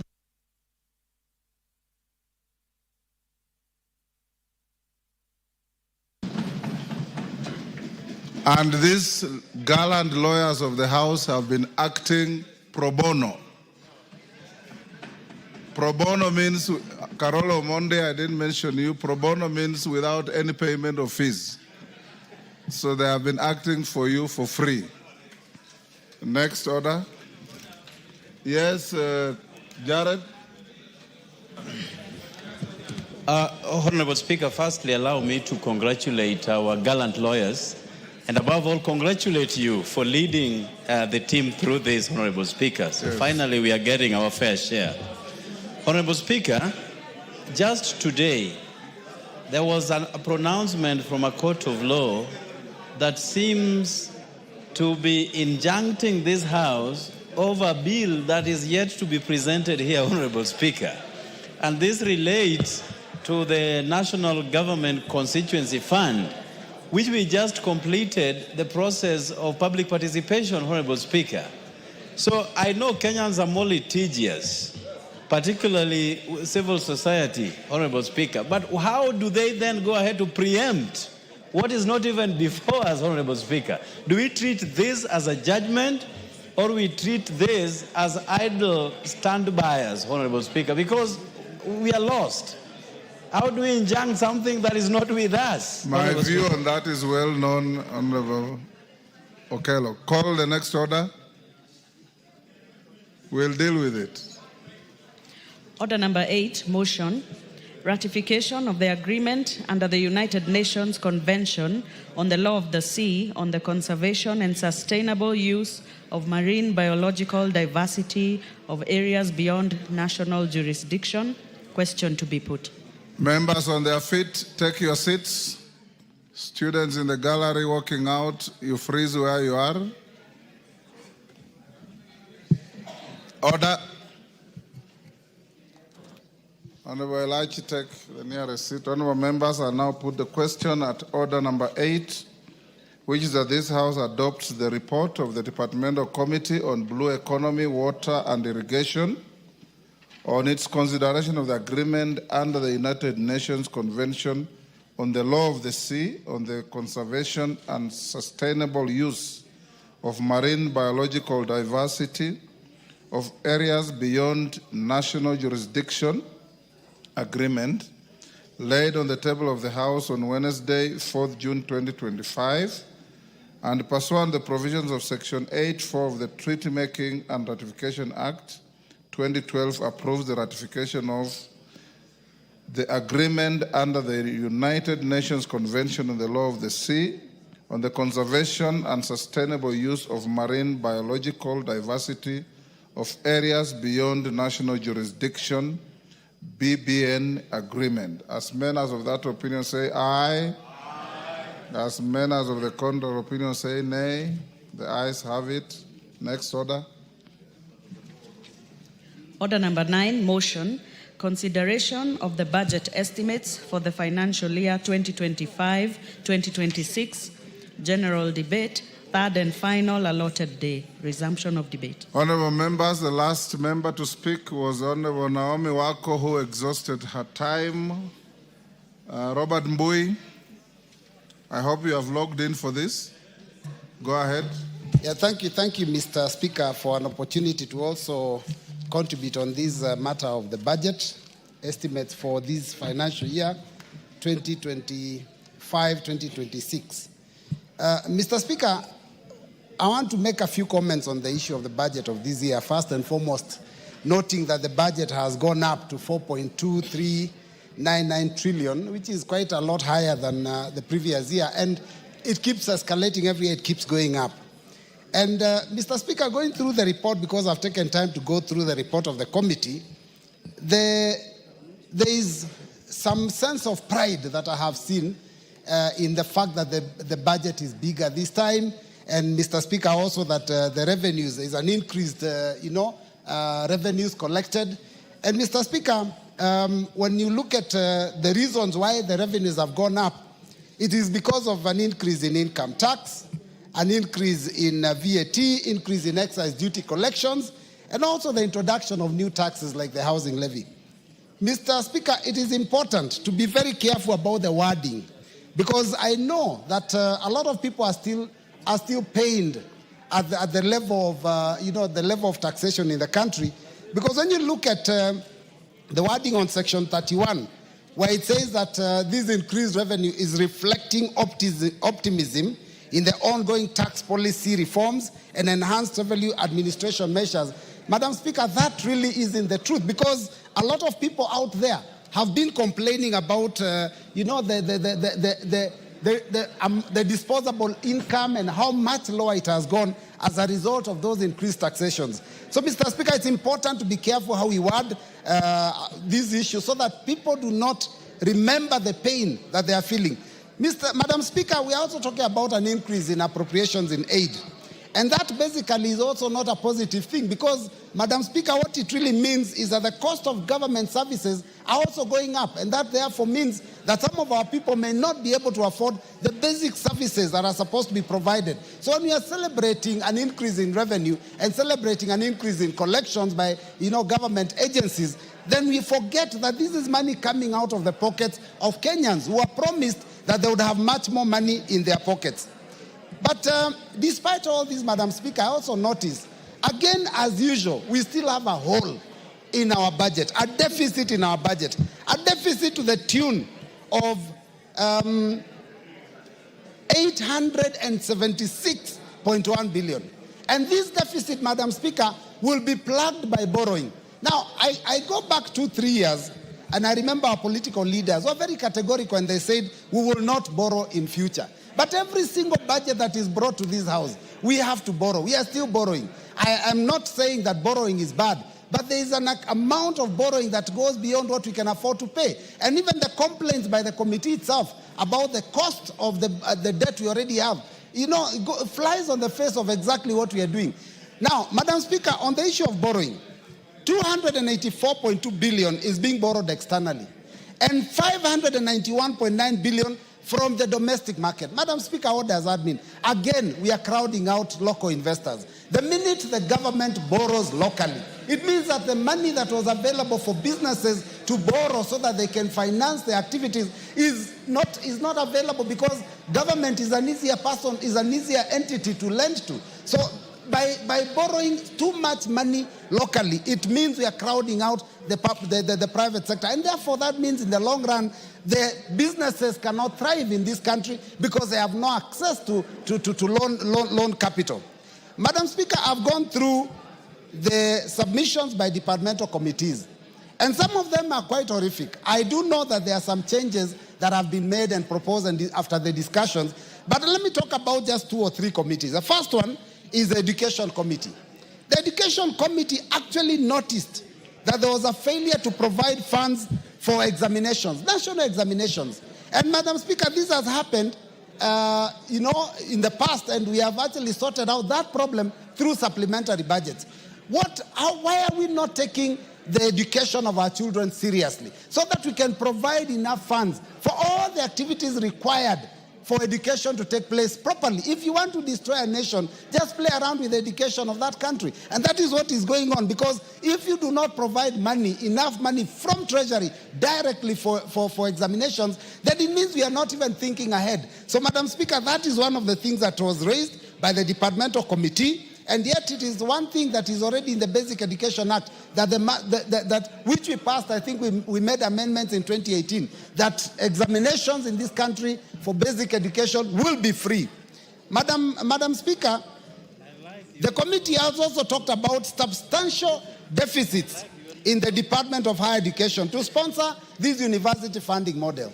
Madam Speaker, if we don't provide enough money for that funding model, how then are we saying that we are reviving our universities, we are helping our universities, and we are helping our children? In fact, the committee says that, and these are their words, that this will impact negatively on the students' welfare and increase financial strain on them, not to forget also on their parents. So, Madam Speaker, these are some of the problems that we are facing, the Education Department raised, the Education Committee raised. Madam Speaker, there is a proposal of provision of 4.8 billion to employ 20,000 interns. Now, I see 2 problems with that. First and foremost, we have interns that were already recruited, and there has been no provision for them to become permanent and pensionable. So we do not know what happens to those ones. But, Madam Speaker, the 20,000 interns that are being recruited at 4.8 billion, it means it works out to about 20,000 a month. Madam Speaker, 20,000 a month is very paltry. That is a very, very small amount. Even members here pay their chefs and their cooks a lot more than that. These are graduates in education. These are people that are supposed to make sure that they mentor the future. How do you expect to get quality education? They say when you pay peanuts, expect monkeys. How do we say that we are going to get quality education when we cannot pay our teachers properly? And you keep somebody as an intern for a whole year and pay them 20,000. At the end of the year, there is no assurance whether they will get a job or not. So, Madam Speaker, I think these are some of the things we need to address. Today in the morning, Madam Speaker, I was invited by the Committee of Education to discuss a matter of capitation. Madam Speaker, even the CS himself confirmed that the capitation that is given for basic education is not enough.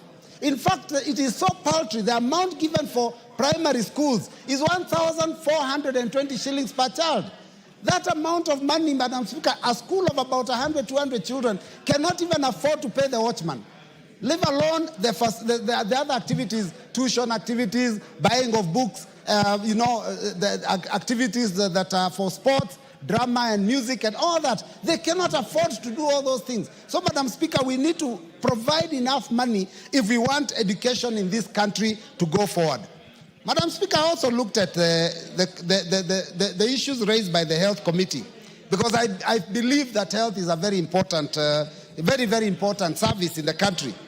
And I've noted that one of the things that is coming out is that health being a devolved function, there is a lot of encroachment by the national government. In fact, Madam Speaker, it is so shocking because one of the issues they've raised is an issue that was introduced by the previous government, previous regime, I think from about 2016, 2017, thereabouts, of the medical equipment scheme. This project was a mess. This project failed. This project was implemented without even in the involvement of county governments. And therefore, county governments were bought equipment and they were taken to their hospitals that they are not requested for. Some of those equipments are still being paid for, and that is why there is a debt of 6.5 billion. And these equipment, some of them are not being used at all, because they are not, some of the hospitals don't even have the practitioners, the medical practitioners that can use those equipments. Now, we have moved from there and we are introducing another one. We are talking now about a new one, and we are calling it National Equipment Service Program, NESP, which has been started. Madam Speaker, I also noticed that there is construction of health centers, which is in the second schedule of this report, meaning jobs that are supposed purely to be undertaken by county governments are being done by national government. When will national government allow counties to do their job and do what is expected of them? No wonder people keep fighting between CDF and I heard people even say that maybe we need to give CDF to the governors, because it looks like the fourth schedule of the Constitution is not being respected. So let us ensure that those responsibilities that are devolved are taken to the counties, and the counties can carry out those activities, and those that are for national government are the ones that we deal with, because we are dealing with a budget for the national government. The one for counties, once we do the division of revenue, it is now up to MCS to decide how they will spend their money, not for us to decide.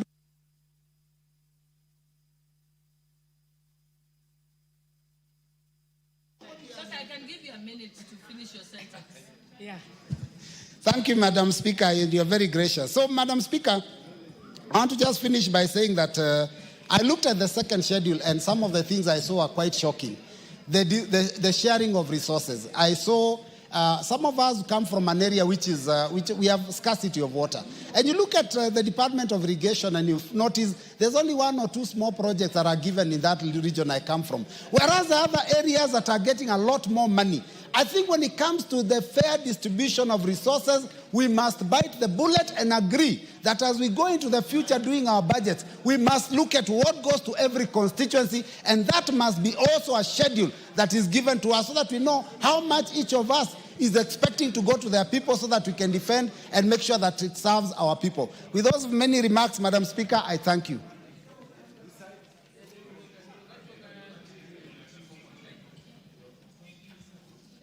The Honorable Adan Kainan, Member for Elders.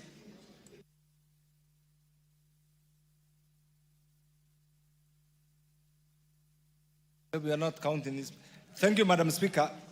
Madam Speaker, the Budget and Appropriation Committee has officially submitted its comprehensive report on the estimate of revenue and expenditure for the financial year 2025-2026. This pivotal report, Madam Speaker, which is a product of the broad-based government, Madam Speaker, was tabled on 4th June 2025, pursuant to Article 221 of the Constitution, as read with Section 39 of the Public Finance Act, as read with the Standing Order 239 of the Standing Order. Madam Speaker, the committee's motion seeks the parliamentary approval for the issuance of over 2.5 trillion from the consolidated fund intended to finance the operations, development programs, and statutory obligations of the national government for the fiscal year ending 2025, fiscal year ending 30th June 2026. Madam Speaker, the budget estimate coming at a time when there has been a lot of debate on resource allocation, Madam Speaker, and it's critical that I mention this. And Madam Speaker, allow me to thank the chair of the committee, the Honorable Samuel Atande, for steering. And Madam Speaker, there's a lot of consultation. Madam Speaker, I want your protection. There seems to be a lot of consultation here by my colleagues from the lake. Honorable members led by Peter Kaluma and Jared Okello. I'm sure you break up the Kamkunji kindly. You expect the excitement, because I'm sure they're excited with the services of the broad-based government. Madam Speaker, you can see these days the people who troop State House, the people who get a lot of development pronouncement, and you can see the excitement on the face of my good friend, the Honorable Kaluma. And I was just saying, and I want the chairman of this committee to hear this. This committee, for the first time in the history of the Republic of Kenya, the Budget and Appropriation Committee has been chaired by a person from the lake, who is a product of the broad-based government. Madam Speaker, that gave us an opportunity. The lake plus Northern Kenya has been the region that has been neglected over the years, and you understand the history. Pursuant to one document called Sessional Paper Number 10 of 1965. And being a member of the committee, every session I attempted to remind the chair that please, out of this opportunity, Northern Kenya and the Lake region must get a share of the national cake. And Madam Speaker, I want to confirm that out of the deliberations, this budget will be different from the other budgets, and clear provisions on water, on infrastructure, on health has been made for those regions, Madam Speaker. And I want to thank, because sometimes we say cowardice or respect or civility is not a sign of cowardice. What the committee has done, Madam Speaker, is to look at the whole budget-making framework and allow and craft it in a way that will give every region an opportunity to get a piece of the national cake, Madam Speaker. Madam Speaker, therefore, 2025-2026 budget is crafted within a framework of fiscal consolidation intended to strike a delicate balance between stimulating the economic growth and curbing the rise in public debt. Madam Speaker, the report also seeks to enhance domestic resource mobilization, streamline expenditures,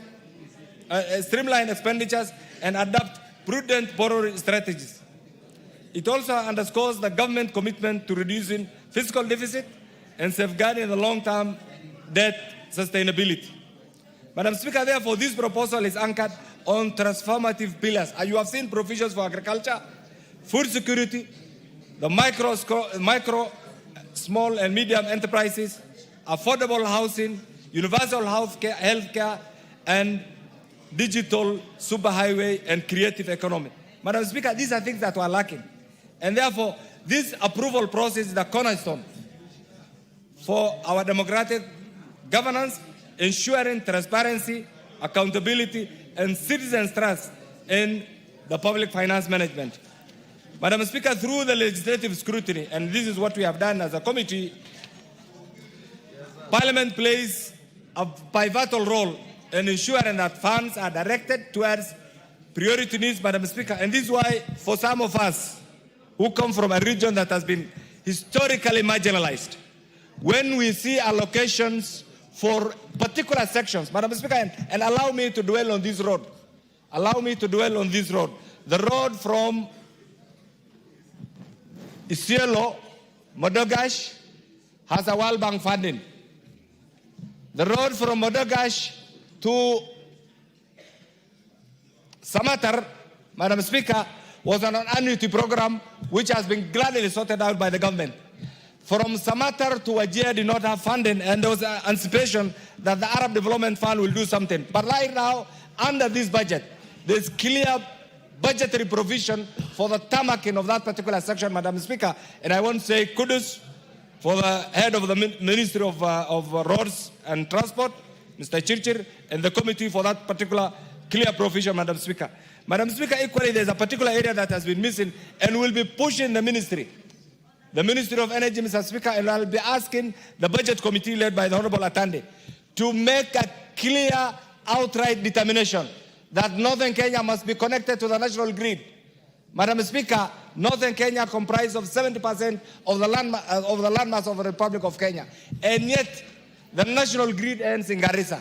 Madam Speaker, it's a high time, but because there'll be no time when there'll be enough resources, I'll be asking the chair through the subsequent budgetary allocations to make that clear determination, Madam Speaker. Madam Speaker, equally, there is one area, the equalization fund. I know you're a seasoned lawyer. The equalization fund, as intended, is not being applied.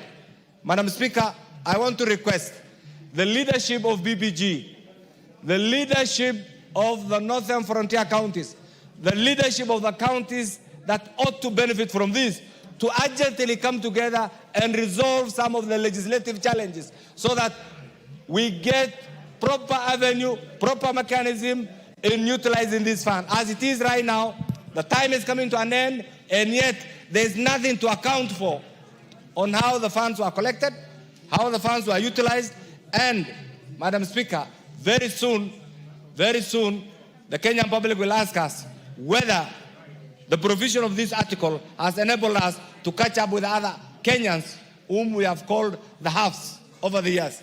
Madam Speaker, the other bit is Vision 2030. Vision 2030 was a roadmap to take this country to another level. Madam Speaker, unfortunately, that is not being followed. Can we come back to Vision 2030 so that that clear roadmap is also applied? Madam Speaker, the other bit is the issue of examination fees. We say education is an equalizer. There's a lot of propaganda outside there that the government has removed examination fees. That propaganda is not true. Examination, because we say education is everything. There is clear budgetary provision for examination fees, Madam Speaker. Madam Speaker, the other bit is also the issue of health, the UHC staff at the counties. That issue has also been resolved, and I'm sure very soon the county government leadership will have an opportunity to confirm those career medical officers, Madam Speaker, who have been employed at mega allowances, Madam Speaker, to get an opportunity to serve their respective counties. Madam Speaker, the other bit is this. Allow me to say this, because the whole thing revolves around politics. Once there is predictability, peace, tranquility, Madam Speaker, and civility in our politics, then there's an opportunity for the economy to grow. There's an opportunity for foreign direct investors to come. And therefore, I want to urge those who are still out of the broad-based government to use this early opportunity to see sense and join the President and the Honorable Raila Amolo Odinga in uniting Kenya, because that is what will take us to the next level, because we do not have any other country. Madam Speaker, once again, allow me to thank the Chair and the entire members for the time they have devoted to this, and I hope and pray that the members will get an opportunity to interrogate the report and make their valued input. I support, Madam Speaker. Honorable members, allow me to recognize the presence of the following schools in the House. Seated in the Speaker's gallery is Kariobangi North Secondary School from Embakasi North Constituency, Nairobi County, and Kiriti Girls Secondary School from Maithioya Constituency, Murang'a County. And seated in the public gallery is my very own from Wasingishu County, Chepkurmum Junior School from Ainapkoi constituency, Wasingishu County. I can tell you that's next to my home. And also Nginda Mixed Secondary School from Maragua constituency in Murang'a County.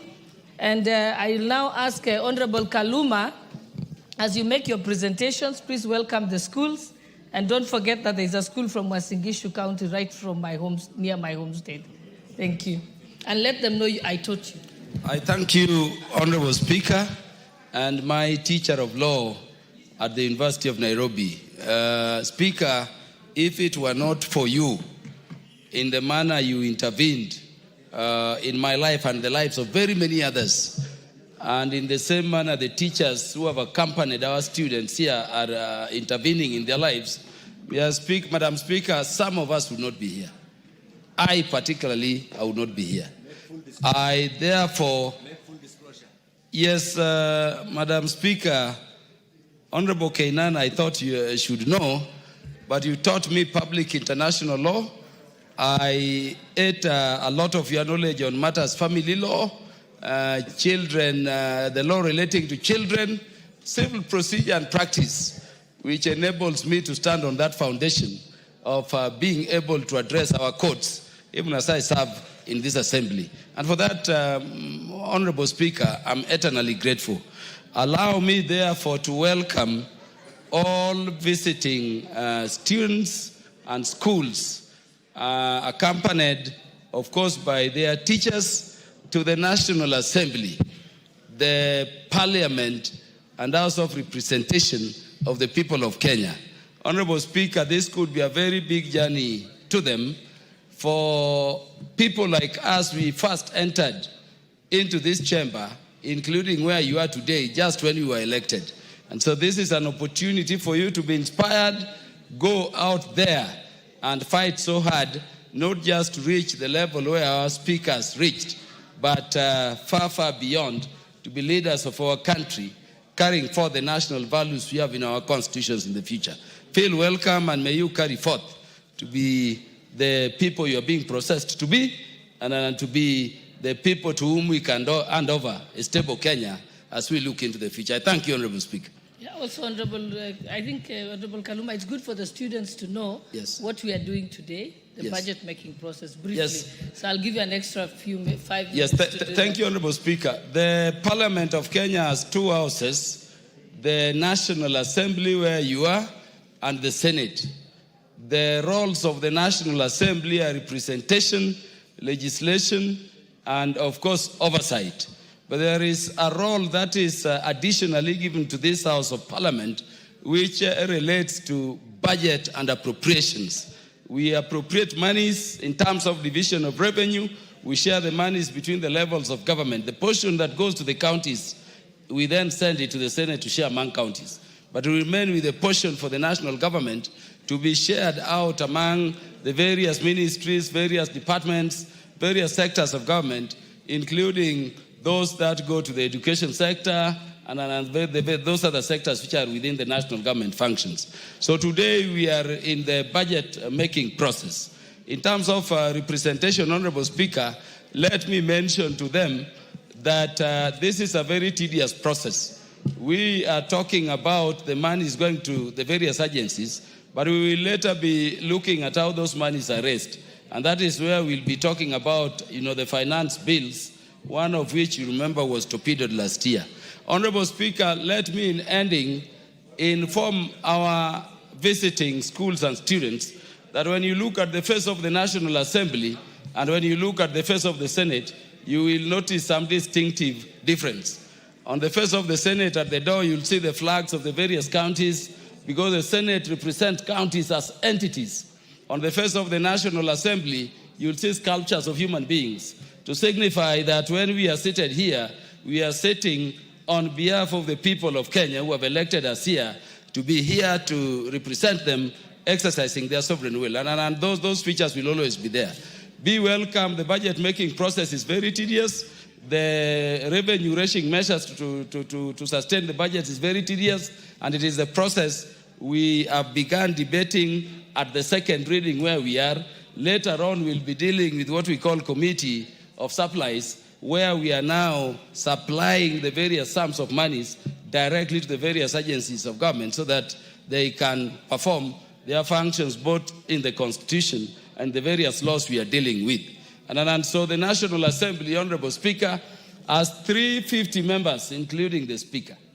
350 members. It is bigger than most of the secondary schools we have in the country. The Senate, of course, has 68 members, including their Speaker. But the roles of the National Assembly are specifically delineated or set out under Article 95 of the Constitution. The roles specified to the House of Parliament called the Senate, if you have time to look at them, are in Article 96 of the Constitution. They deal with laws concerning counties, and they participate in those law-making functions. But we share in the sense that the National Assembly ultimately enacts all laws. I think only to add, Honorable Speaker, that... You can complete and go now to the budget deliberations. Yes, I've done the budget preparations, Honorable Speaker, and I think they now understand it. I've emphasized that we are at the second reading where we are dealing with issues like how the estimates are going to the various ministries, various sectors of the economy to support the public services the government is to give. And then, of course, we are doing this in a very constrained environment. Honorable Speaker, I thank you very much, and I wish the students sitting in the Speaker's gallery and in the public gallery a good tour, academic tour within the House of Parliament. I thank you, Honorable Speaker. Honorable Speaker, I wanted to contribute. Yes. I thank you, Honorable Speaker. Honorable Speaker, I have looked at the reports presented to this House by the Budget and Appropriations Committee. And Honorable Speaker, let me start by thanking the new chairperson of the Budget and Appropriations Committee, the Honorable Samuel Atandi, for the good work they have done this time around. Let me thank him with his membership for the good work we have done with the budget going by the report. And then there are two, Honorable Speaker. Honorable Speaker, number one is that the budget estimates for this year have restored the power and authority of the departmental committees in their participation in the budget-making process. All chairs and most of the chairs of the various departmental committees have spoken here. And they have confirmed that unlike before, the recommendations which come from the departmental committees, which are in charge of the various ministries, various departments, various sectors of government, have been carried on forth. This is unique, Honorable Speaker. Because in the past we were complaining that the departmental committees assist the Budget and Appropriations Committee in this process, but whatever they recommend in some cases were not being carried forth. And I want to commend the committee chaired by my brother Samuel Atandi for that good work. Number two, Honorable Speaker, there have been complaints that the budget estimates and the allocation and appropriation of the national resources have not been equal, have not been fair, have not been just to all regions of the country, to all peoples of the country, to all sectors of our governance. Honorable Speaker, let me say today that I was very glad, Honorable Atandi, when I saw a road specifically mentioning Mandera County. So pleasant. We've been budgeting year in, year out. You hear some parts of the country don't still have an inch of a road. When I saw Mandera, I saw a road going to Wajir. I see roads going to Garissa. I see roads going to Tana, including that school the Cabinet Secretary in charge of National Treasury was talking about. A school where our children, the children of this nation since independence, have been faced with the tragedy of having to cross the river to go to school. And you know, River Tana is infested with crocodiles. When I see a proposal in the budget estimates, Honorable Speaker, saying that we must build a bridge to enable those students build their futures through education, Honorable Speaker, without having to risk their lives in those infested waters of Tana River, the waters infested by crocodile, I say we are beginning to think about, this country. Honorable Speaker, I therefore want to thank the broad-based government. Honorable Speaker, for how long are we speaking? It's 10 minutes. No, but Honorable Speaker, the other part I was given a chance to welcome the students. I've just started contributing to the budget. Okay, you have an additional 2 minutes, but continue. Yeah, I thank you, Honorable Speaker. Honorable Speaker, we therefore take very many things for granted. But this thing would have not been possible without the broad-based government. A government seeking equity, a government seeking inclusivity, seeking the integration of all Kenyans in their governance unlike before. I want to thank President Ruto. I want to thank, even the 2 minutes have ended. No, it's okay. No, continue. I want to thank my party leader, the man who mentored me, the Right Honorable Raila Amolo Odinga, for bringing the country together. Because with this togetherness, objectively, we can look now at the entire country as belonging to all of us and look at how we provide for them. Because, Honorable Speaker, we may say there are areas which we should budget for, the high production areas which were categorized in those years. But the fact of the matter is that each county, each region, each section of our population have something to contribute to the national table and all pay taxes. We want a country that moves in unison, in development, in togetherness. But Honorable Speaker, let me emphasize one thing only. I'm very happy that as much as we have this budget, we have funded the judiciary well. We have funded institutions which fight corruption well. Because if we can be losing sometimes up to $1 trillion through corruption, then we need to empower these agencies so that they can fight corruption and so that we can, control pilferages. So money is to EACC, money is to the Office of the Auditor General, money is to the Commission on Revenue Allocation. Honorable Speaker, I would request the members to approve them. Lastly, Honorable Speaker, I want to, support the committee for proposing an increment to the money is going to Kenya Revenue Authority.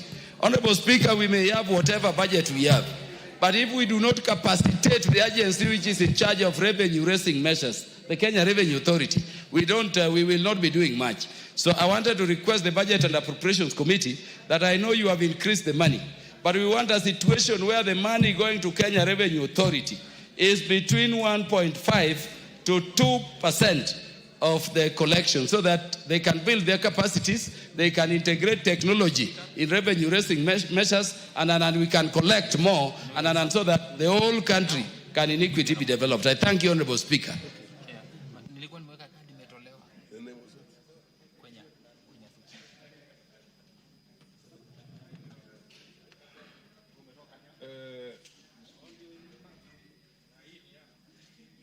Honorable Millie Odhiambo, did you want to pronounce yourself on this? Or you're doing something else? Thank you, Mr. Speaker. Mr. Speaker, let me take this opportunity to thank Honorable Atandi on his maiden presentation of the budget as a chair of the Budget Committee.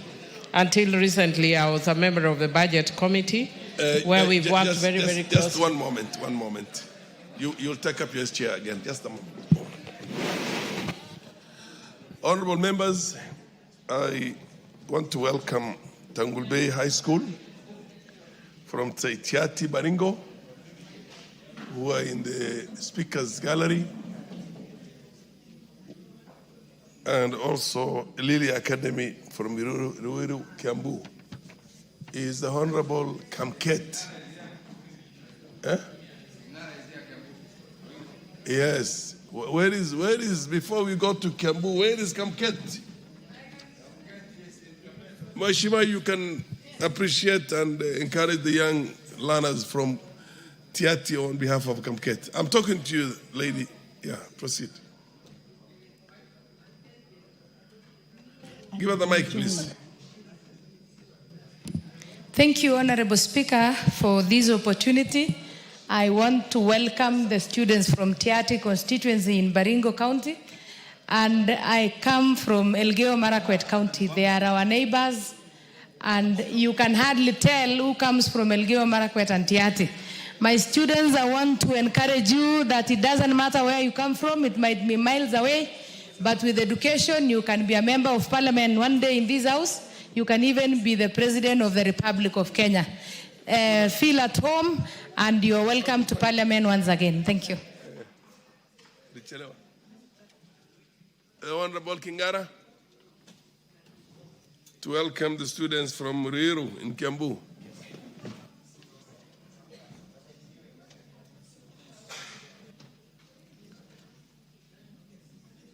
Can you give the mic to Honorable Kingara, please? Okay. Thank you. Thank you, Mr. Speaker, sir, for giving me this opportunity. to welcome students from Loiro, especially the Raraja Kiambu. And I'm grateful that they have found it worth to come and see what we are doing here. My word is this, just be very consistent on whatever you are doing. Be humble so that you are accommodated by this world. It is out of discipline, humbleness that you'll be able to come to this house, make law, improve laws, and grow the country as you wish. Thank you very much, Mr. Speaker. Honorable Miri Odhiambo, you have your 10 minutes. Thank you, Mr. Speaker. Let me also take this opportunity to welcome the students. And Mr. Speaker, to just indicate that one of the teachers who has come with the students from Tiati is from Rangwe constituency in Homa Bay County. Mr. Speaker, it's Homa Bay County yet again. And also to just indicate that I know even though I wasn't in Ruiru, but I went to Limuru Girls, which is in Kiambu County. So there's a connection with those two schools. And just to encourage the students that when you see us here, many of us come from very far, but it's your hard work that pays. And Mr. Speaker, I just wish to, I was indicating earlier that I want to thank Honorable Atandi and my former committee, the Budget Committee, for presenting this budget. Mr. Speaker, I know people have spoken a lot to the issue of allocation of the budget and the issue of equity and fairness in the budgeting process. And Mr. Speaker, if you actually look at the Constitution and looked at the concept of equity, then even monies that may be allocated to some areas like Homa Bay County may still be low, because Homa Bay has had years of marginalization when they didn't have adequate funding. And Mr. Speaker, I would want to encourage that as going forward, I've said it before and I'm saying it yet again. Earlier on today when I was talking to some of the media people, somebody challenged me and said, is it that now we are getting some budgeting because of we are in the broad base? If we do, it's maybe coincidental, but it should really be constitutional that when you are an area that has been marginalized for years, that you should actually get better funding. Mr. Speaker, I want to just indicate that I'm very happy that the committee has actually considered the health workers that have been outside the parliament until I was actually getting very, very concerned that they are here every day picketing, and we are the house that can give solutions. So I'm happy that there's an allocation that will deal with their issues. Mr. Speaker, in relation to education, I'm also happy that the issue of the examination fee that has drawn a lot of concern and attention has also been addressed. Mr. Speaker, I think a lot of constituencies, including mine, have had a lot of concerns in relation to energy and especially power connectivity. And we have had, a lot of us have had the issue of transformers that are not working.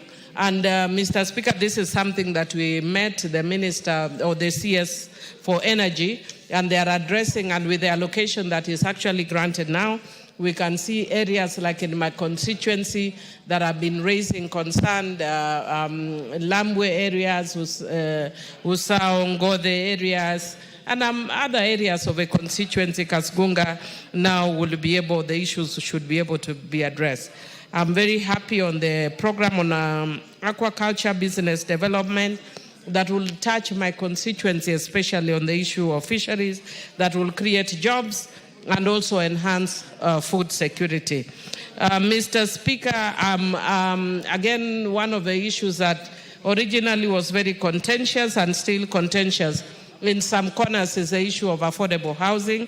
And there is an allocation, but I'm sure at some point the things would get better, because when people start paying for the housing, then the cost will go lower. But Mr. Speaker, I just want to encourage that when we go to areas like my constituency, instead of looking at the affordable housing in the same design as other areas, other than maybe the big centers like Middletown, then we should focus on areas like TTIs and KMTC. And I want to thank the ministry for already considering a TTI in Mbita constituency.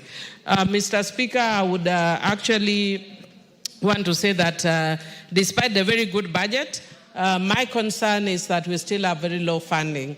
for the Ministry of Gender, and we also have very low funding in relation to children affairs. And I want to encourage Honorable Atandi and the Budget Committee that maybe you reconsider this even when we're coming up with the supplementaries, especially in the light of the cases of gender-based violence that have skyrocketed in this country. Otherwise, with Mr. Speaker, with those few remarks, I beg to support. Thank you. The Honorable Hindikiri. You want to inform who? Yeah, thank you. She's not on the... Mr. Speaker. She's not on the floor. First, I want to take this opportunity to thank the Chairman of Budget and his committee. Mr. Speaker, I know this committee has spent a lot of time engaging the public openly on the budgeting, on the budget and budgeting making process. Mr. Speaker, for the first time we have seen open discussions on how the revenue that is collected from Kenyans is being utilized. Mr. Speaker, we have seen in the past some counties or some constituencies getting more than the other counties or constituencies. Mr. Speaker, you find some votes of the national cake being given continuously to some counties and constituencies with no regard at all with the aspect of equality and even equity. This budget 2025-26 has really addressed what has been missing. That we see some counties and some constituencies growing in terms of development than others. Mr. Speaker, this budget has taken into consideration the better program of the ruling government. Mr. Speaker, it is very important to align the budget with the better program, which is the bottom-up economic transformation of this country. Mr. Speaker, there are some constituencies, particularly my constituency, where we have issues of electricity, issues of water. I have noted that we have been handed 10 million shillings, 100 million shillings for water. Meru County has benefited from the allocation on the budget on electricity. Mr. Speaker, the government has really tried very much to bring equity on the division on money on road infrastructure. And I want to say that for the first time, we have seen a lot of consideration of the distribution of the road network on low volume sale. Mr. Speaker, we have seen this budget bringing out transparency and utilization of money, particularly, Mr. Speaker, on the housing levy. Mr. Speaker, this budget has not interfered with that money because collected and ring-fenced purely on the housing and related development that the fund is taking care of. Mr. Speaker, what Kenyans want to see are markets, and the whole market now being constructed throughout the Republic. Mr. Speaker, this levy has been seen constructing houses. They recently launched, handed over houses in Mukuru and the other part of this nation, showing Kenyans how their money is being utilized, showing a lot of transparency and accountability.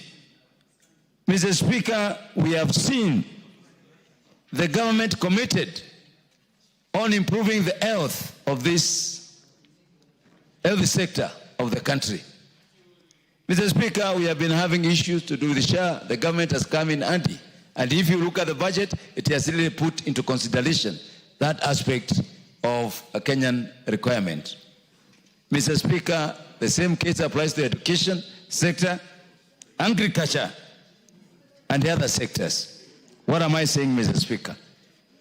I think Kenya now, there are many questions that Kenyans have been asking. Where is our money being utilized? And I believe Kenyans have no problem with paying taxes. What Kenyans have a problem is how their money is being used. I believe this committee has addressed that question because Kenyans, they want to pay tax.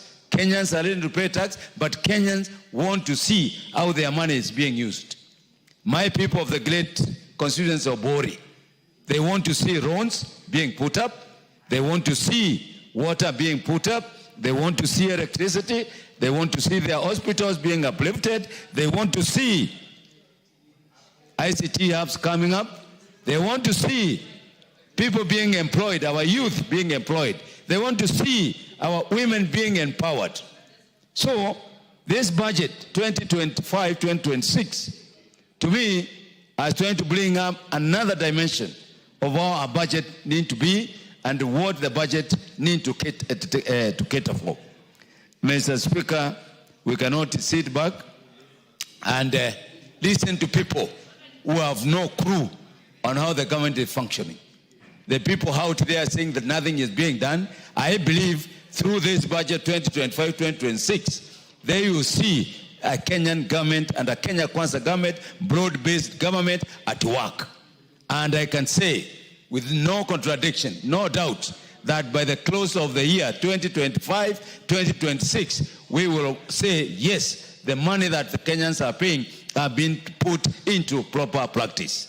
Mr. Speaker, I support and I urge the members that we support this budget. I thank you, Mr. Speaker. Honorable Quenya. Quenya. Thank you, Mr. Speaker, for the opportunity to add my voice to the budget estimates. And I want from the onset to recognize the effort put by the Budget and Appropriation Committee through the leadership of the Honorable Sami Atadi and the members therein. Mr. Speaker, of course, it has been a very tedious process going through the budget cycle from the point of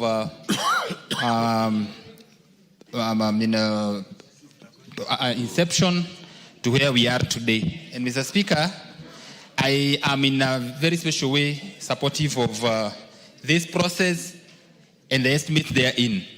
Mr. Speaker, I've been very keen and followed through to see since when we started the budget policy statement as to the ceilings that were set.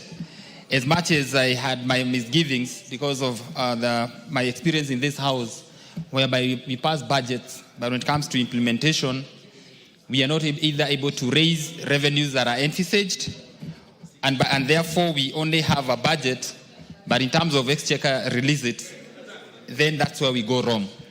Because we have very ambitious figures, but in terms of absorption, it becomes very difficult because there is no revenue that is enough to meet that side of expenditure.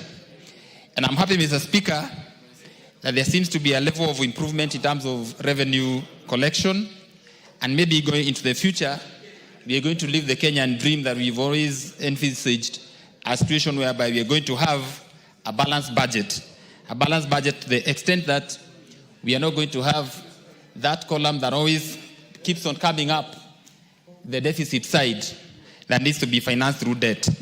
And Mr. Speaker, I am particularly happy with the financing of our security organs. That is the Kenya Police, KDF, and National Intelligence Service. Because from the records, or from what I see here, their ask was met and to some extent exceeded, and especially Ministry of Defense.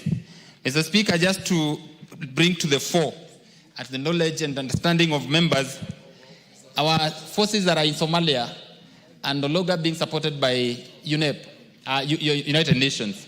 And therefore, the government of Kenya has to come in and be in support of our forces that are serving our interest in the other border of Somalia. And this budget has ably addressed that, Mr. Speaker. It is something that we should celebrate when we are able to take care of our take care of our obligations locally and internationally. Finally, Mr. Speaker, on the same, I don't know why I'm turning red. I thought we'd take in 10 minutes. Mr. Speaker, I wanted to mention something to do with modernization of our equipment for security forces. You realize Kenya is perpetually under threat, either from our hostile neighbors or from vigilante groups and organized crimes that are a big threat to this country. But now, without modernizing our equipment and use of technology, then we find ourselves in a state that is too dangerous for the security of Kenyans. And for any responsible country, 5 minutes. What? 10 minutes. Mr. Speaker, as I proceed, I think there was an interruption. That was, in terms of modernization, that's where I was, Mr. Speaker. You find that criminals may be having superior technology than what our security forces have. You realize that some of the equipment that are being used by our security forces are obsolete and therefore may not match up with the emerging trends of criminal activities that are happening within and outside our borders. And therefore, Mr. Speaker, provisioning for the same to make sure that we acquire or procure the latest equipment, then that is what every responsible country should do. On the issue of agriculture, Mr. Speaker, I remember the Honorable President, His Excellency President William Ruto, stating that we must vacate from a point where we subsidize consumption to a place where we're going to subsidize production. And through the affordable fertilizer that is subsidized, we have been able to be close to food secure. And I think that's a game changer, and I'm happy that the same has been financed again in this financial year. Finally, Mr. Speaker, on the issue of electricity, many of our households are without electricity. 60 years after independence, we are still grappling with basic issues like having electricity in every home. It has been the dream of this country, the dream of every Kenyan, to have a switch where they can switch on their lights without struggle, without begging for more years ahead.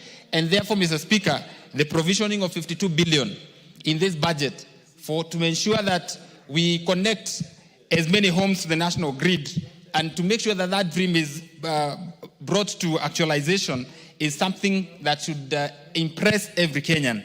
And therefore, Mr. Speaker, as I may not be able to go through all the content that is in this document, I wish to unequivocally support and congratulate the Honorable Chairman of Budget, who has now delivered his maiden budget statement. Thank you, Mr. Speaker.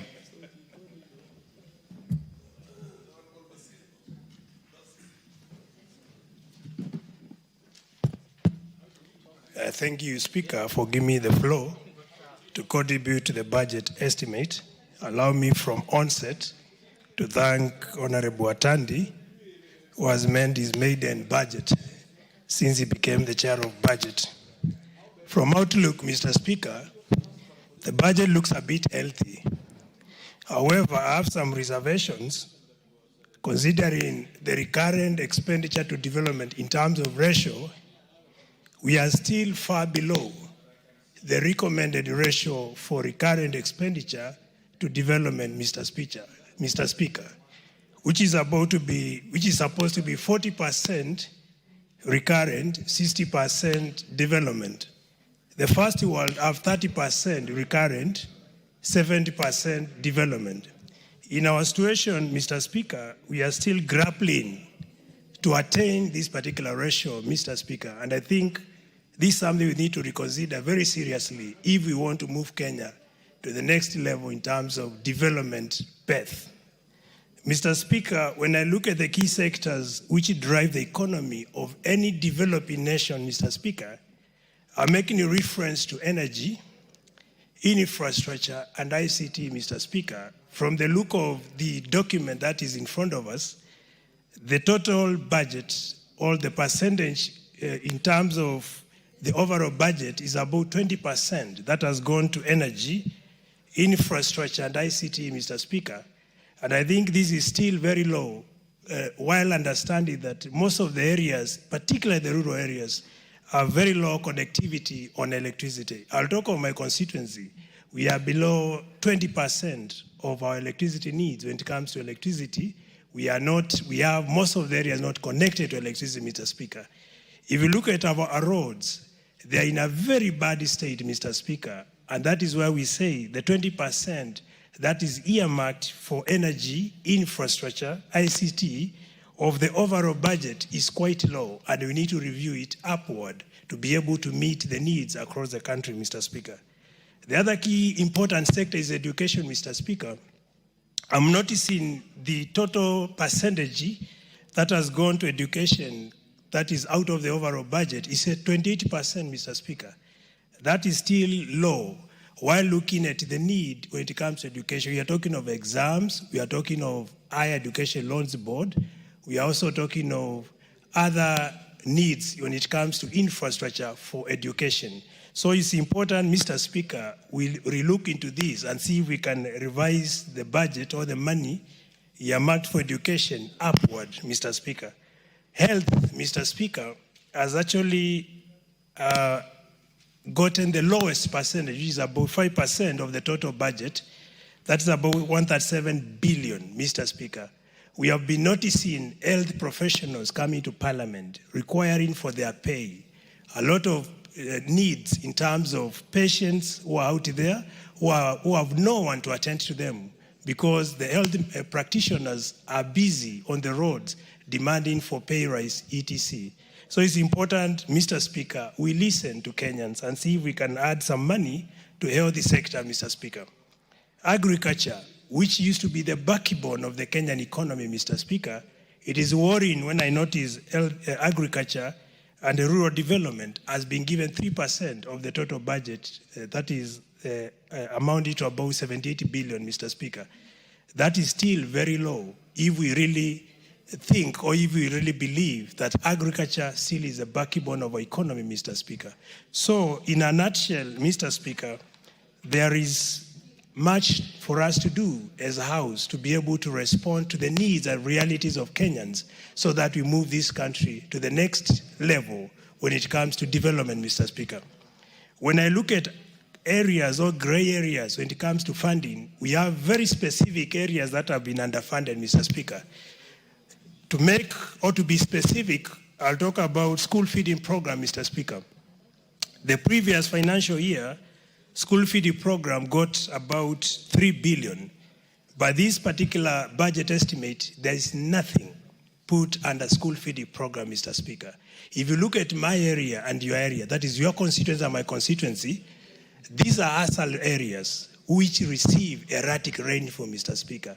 And most of the students in those areas are able to remain in school because of school feeding program, Mr. Speaker.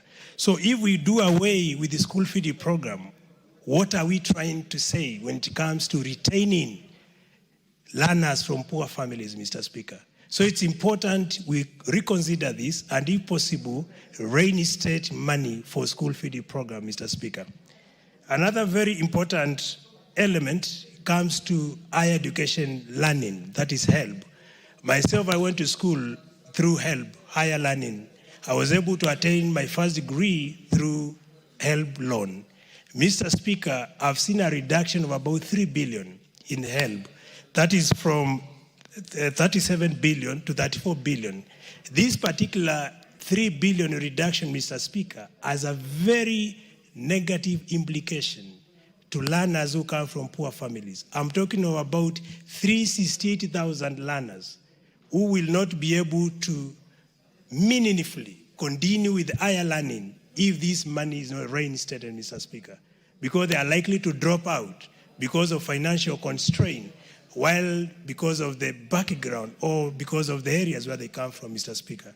So let's try to understand these particular issues which are pertinent to poor Kenyans and be able to reinstate them with the budget, Mr. Speaker. Lastly, Mr. Speaker, I've noted that the police medical insurance, still the money that was requested by the department, what we have earmarked or what we have budgeted in this budget is low or is quite low compared to what was requested by the police. It is important to understand these people do very essential or instrumental role in ensuring internal security is given to Kenyans. So let's ensure that we provide the money requested for police medical insurance to be able to support our security officers and to be able to motivate them, because if we don't incentivize them, then we are likely to have policemen and women who will be demotivated to discharge their duties, Mr. Speaker. So with those few remarks, I wanted to recommend that going forward, it's important we look at the key sector that drive the economy of this country and budget well to be able to ensure that these sectors do not underperform, because they are the backbone, are the fulcrum to the progress that we want to see Kenya, and that will make Kenya a great nation, as all of us would want to cherish or see a progressive nation. Thank you, Mr. Speaker, and I submit. Mutunga. Thank you, Honourable Speaker, for the opportunity to add my voice to the debate on the 2025-2026 budget, financial year budget. Honourable Speaker, the process of budget started way back with the budget policy statement. But notably, Honourable Speaker, there was some deviation between what we saw in the budget policy statement and what we finally arrived at the end of the day as the budget. The reason being that, the deviation in some sectors, like the sector that I represent, was negative. This has affected the budgeting and the planning of the activities in the sector. Against some of those expectations, Honourable Speaker, we have a hand to cost reduction in some of the activities. Honourable Speaker, the efforts in this budget progressively has shown absorption or rather provision for the bottom-up economic transformation agenda priorities. In every sector, there has been that provision. And this is something that came up with the new government, is something that has been adopted, and is something that is bearing fruits. And I hope it is something that the Kenyans are seeing happening. So I would like to call upon Kenyans to appreciate the efforts that are being made, especially through the budgeting process and provisioning for some of those activities.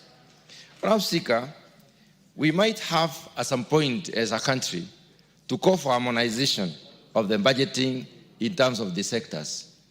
There are sectors that can easily move this economy to better returns, better revenue, better job creation, better, foreign exchange earning, and so on and so forth, but they are not being given due recognition. Many of the speakers have alluded to sectors like ICT, they have alluded to sectors like agriculture and rural and urban development and others.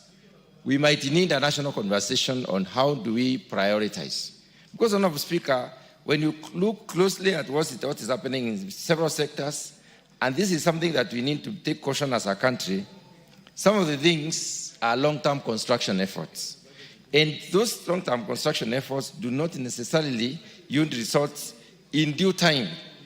A 5-year term government needs to yield results very fast. The current government got into office on the promise of jobs. And we can easily create jobs if we focus on some of these sectors and give them more effort.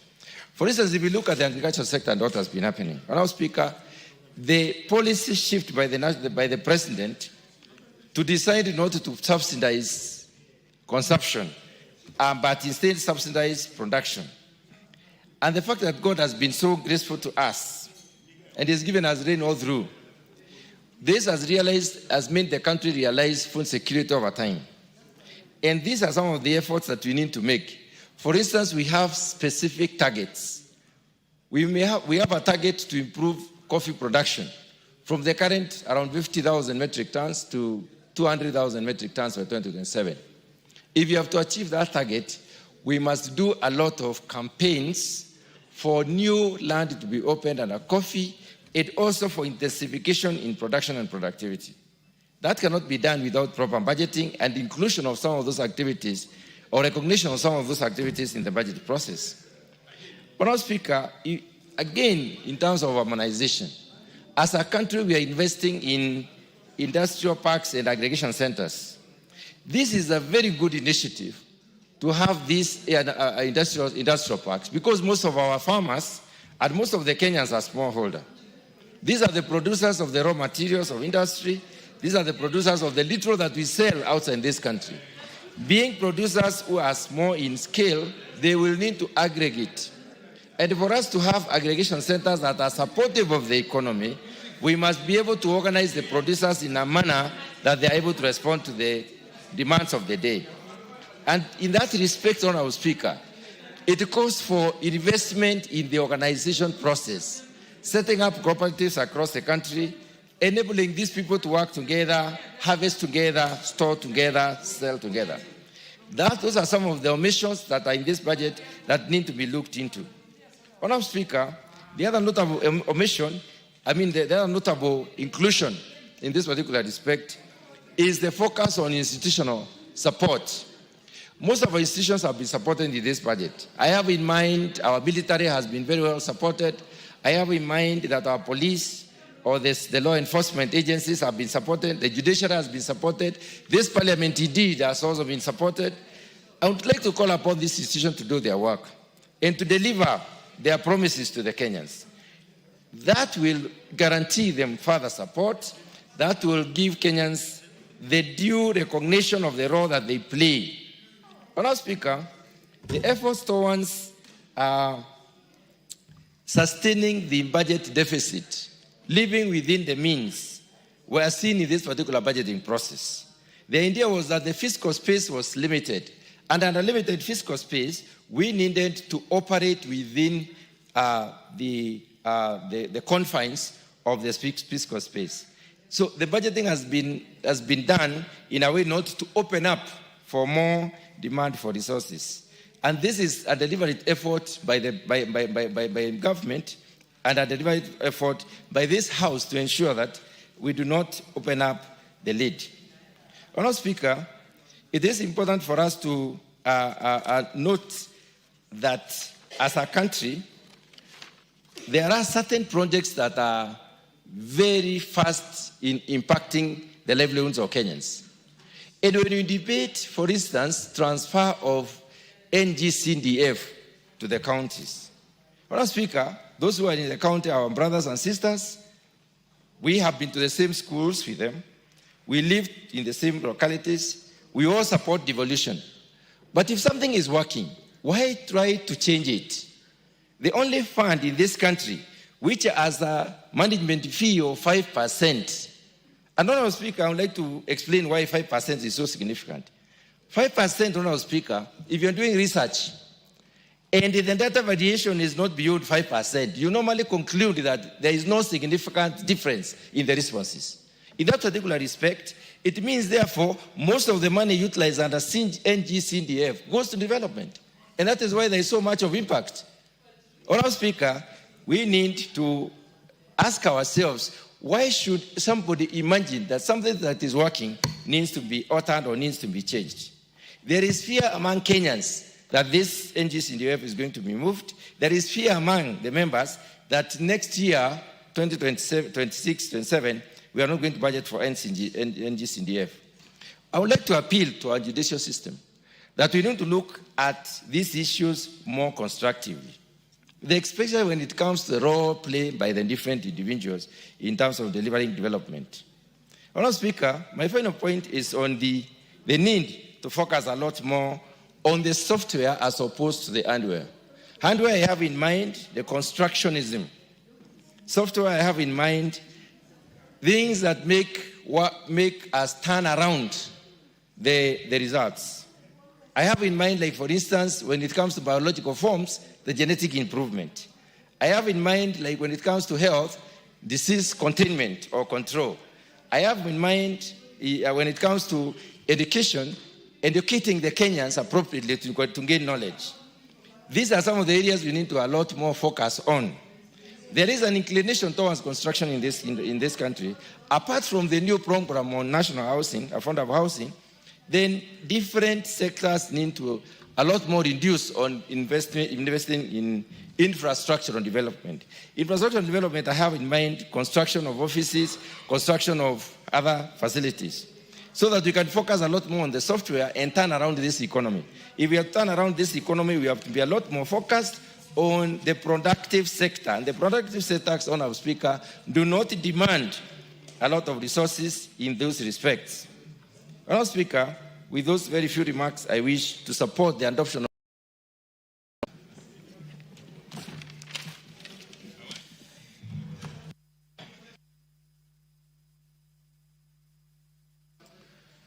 the Honorable Tom Kajwang. Mr. Speaker, thank you for the opportunity to speak on the budget proposals. I want to congratulate the Chair and the entire team of the Budget and Appropriation Committee for finalizing a beautiful report. I have compared this report, I've looked at it against the budget policy and the initial submissions by the Cabinet Secretary from Treasury, and I am satisfied that this team has done tremendous work to change what the Treasury brought to us and given us a product which looks like Kenya. And I want to thank you, my friend, Honorable Atandi from Alego, that it is a good thing to have experts such as you. We have donated you freely to be able to give your professional services to this very good exercise so that we have a country which is ours.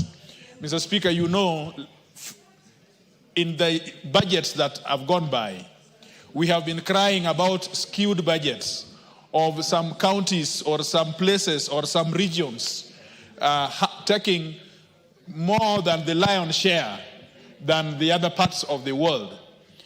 But what we have seen, the proposals from Treasury have now been balanced so that you have budgets in Baringo, you also have comparative budgets in Homa Bay, but you also have comparative budgets in Nairobi. For the first time, Nairobi has been looked at and been compared as an entity and as a region.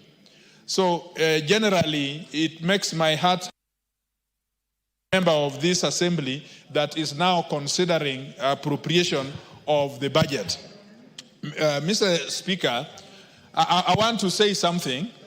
Just last week, some people were laughing that there are some gentlemen in Homa Bay who are sleeping in the stadium and are happy that there is a stadium which has been built in Homa Bay. Yet others are talking about securitization of the economy. And so they thought that those people who are sleeping in the stadium do not know what they were doing. But how can they not sleep in the stadium? Because this is the only stadium which has ever been built through to its conclusion. How can they, when the only thing they have seen a practical infusion in this economy is the only stadium? Where were you when you are securitizing your economy? The economy in Mount Kenya and in the economy elsewhere. So you need, some of you have this premise that economy belongs to some people as a matter of right.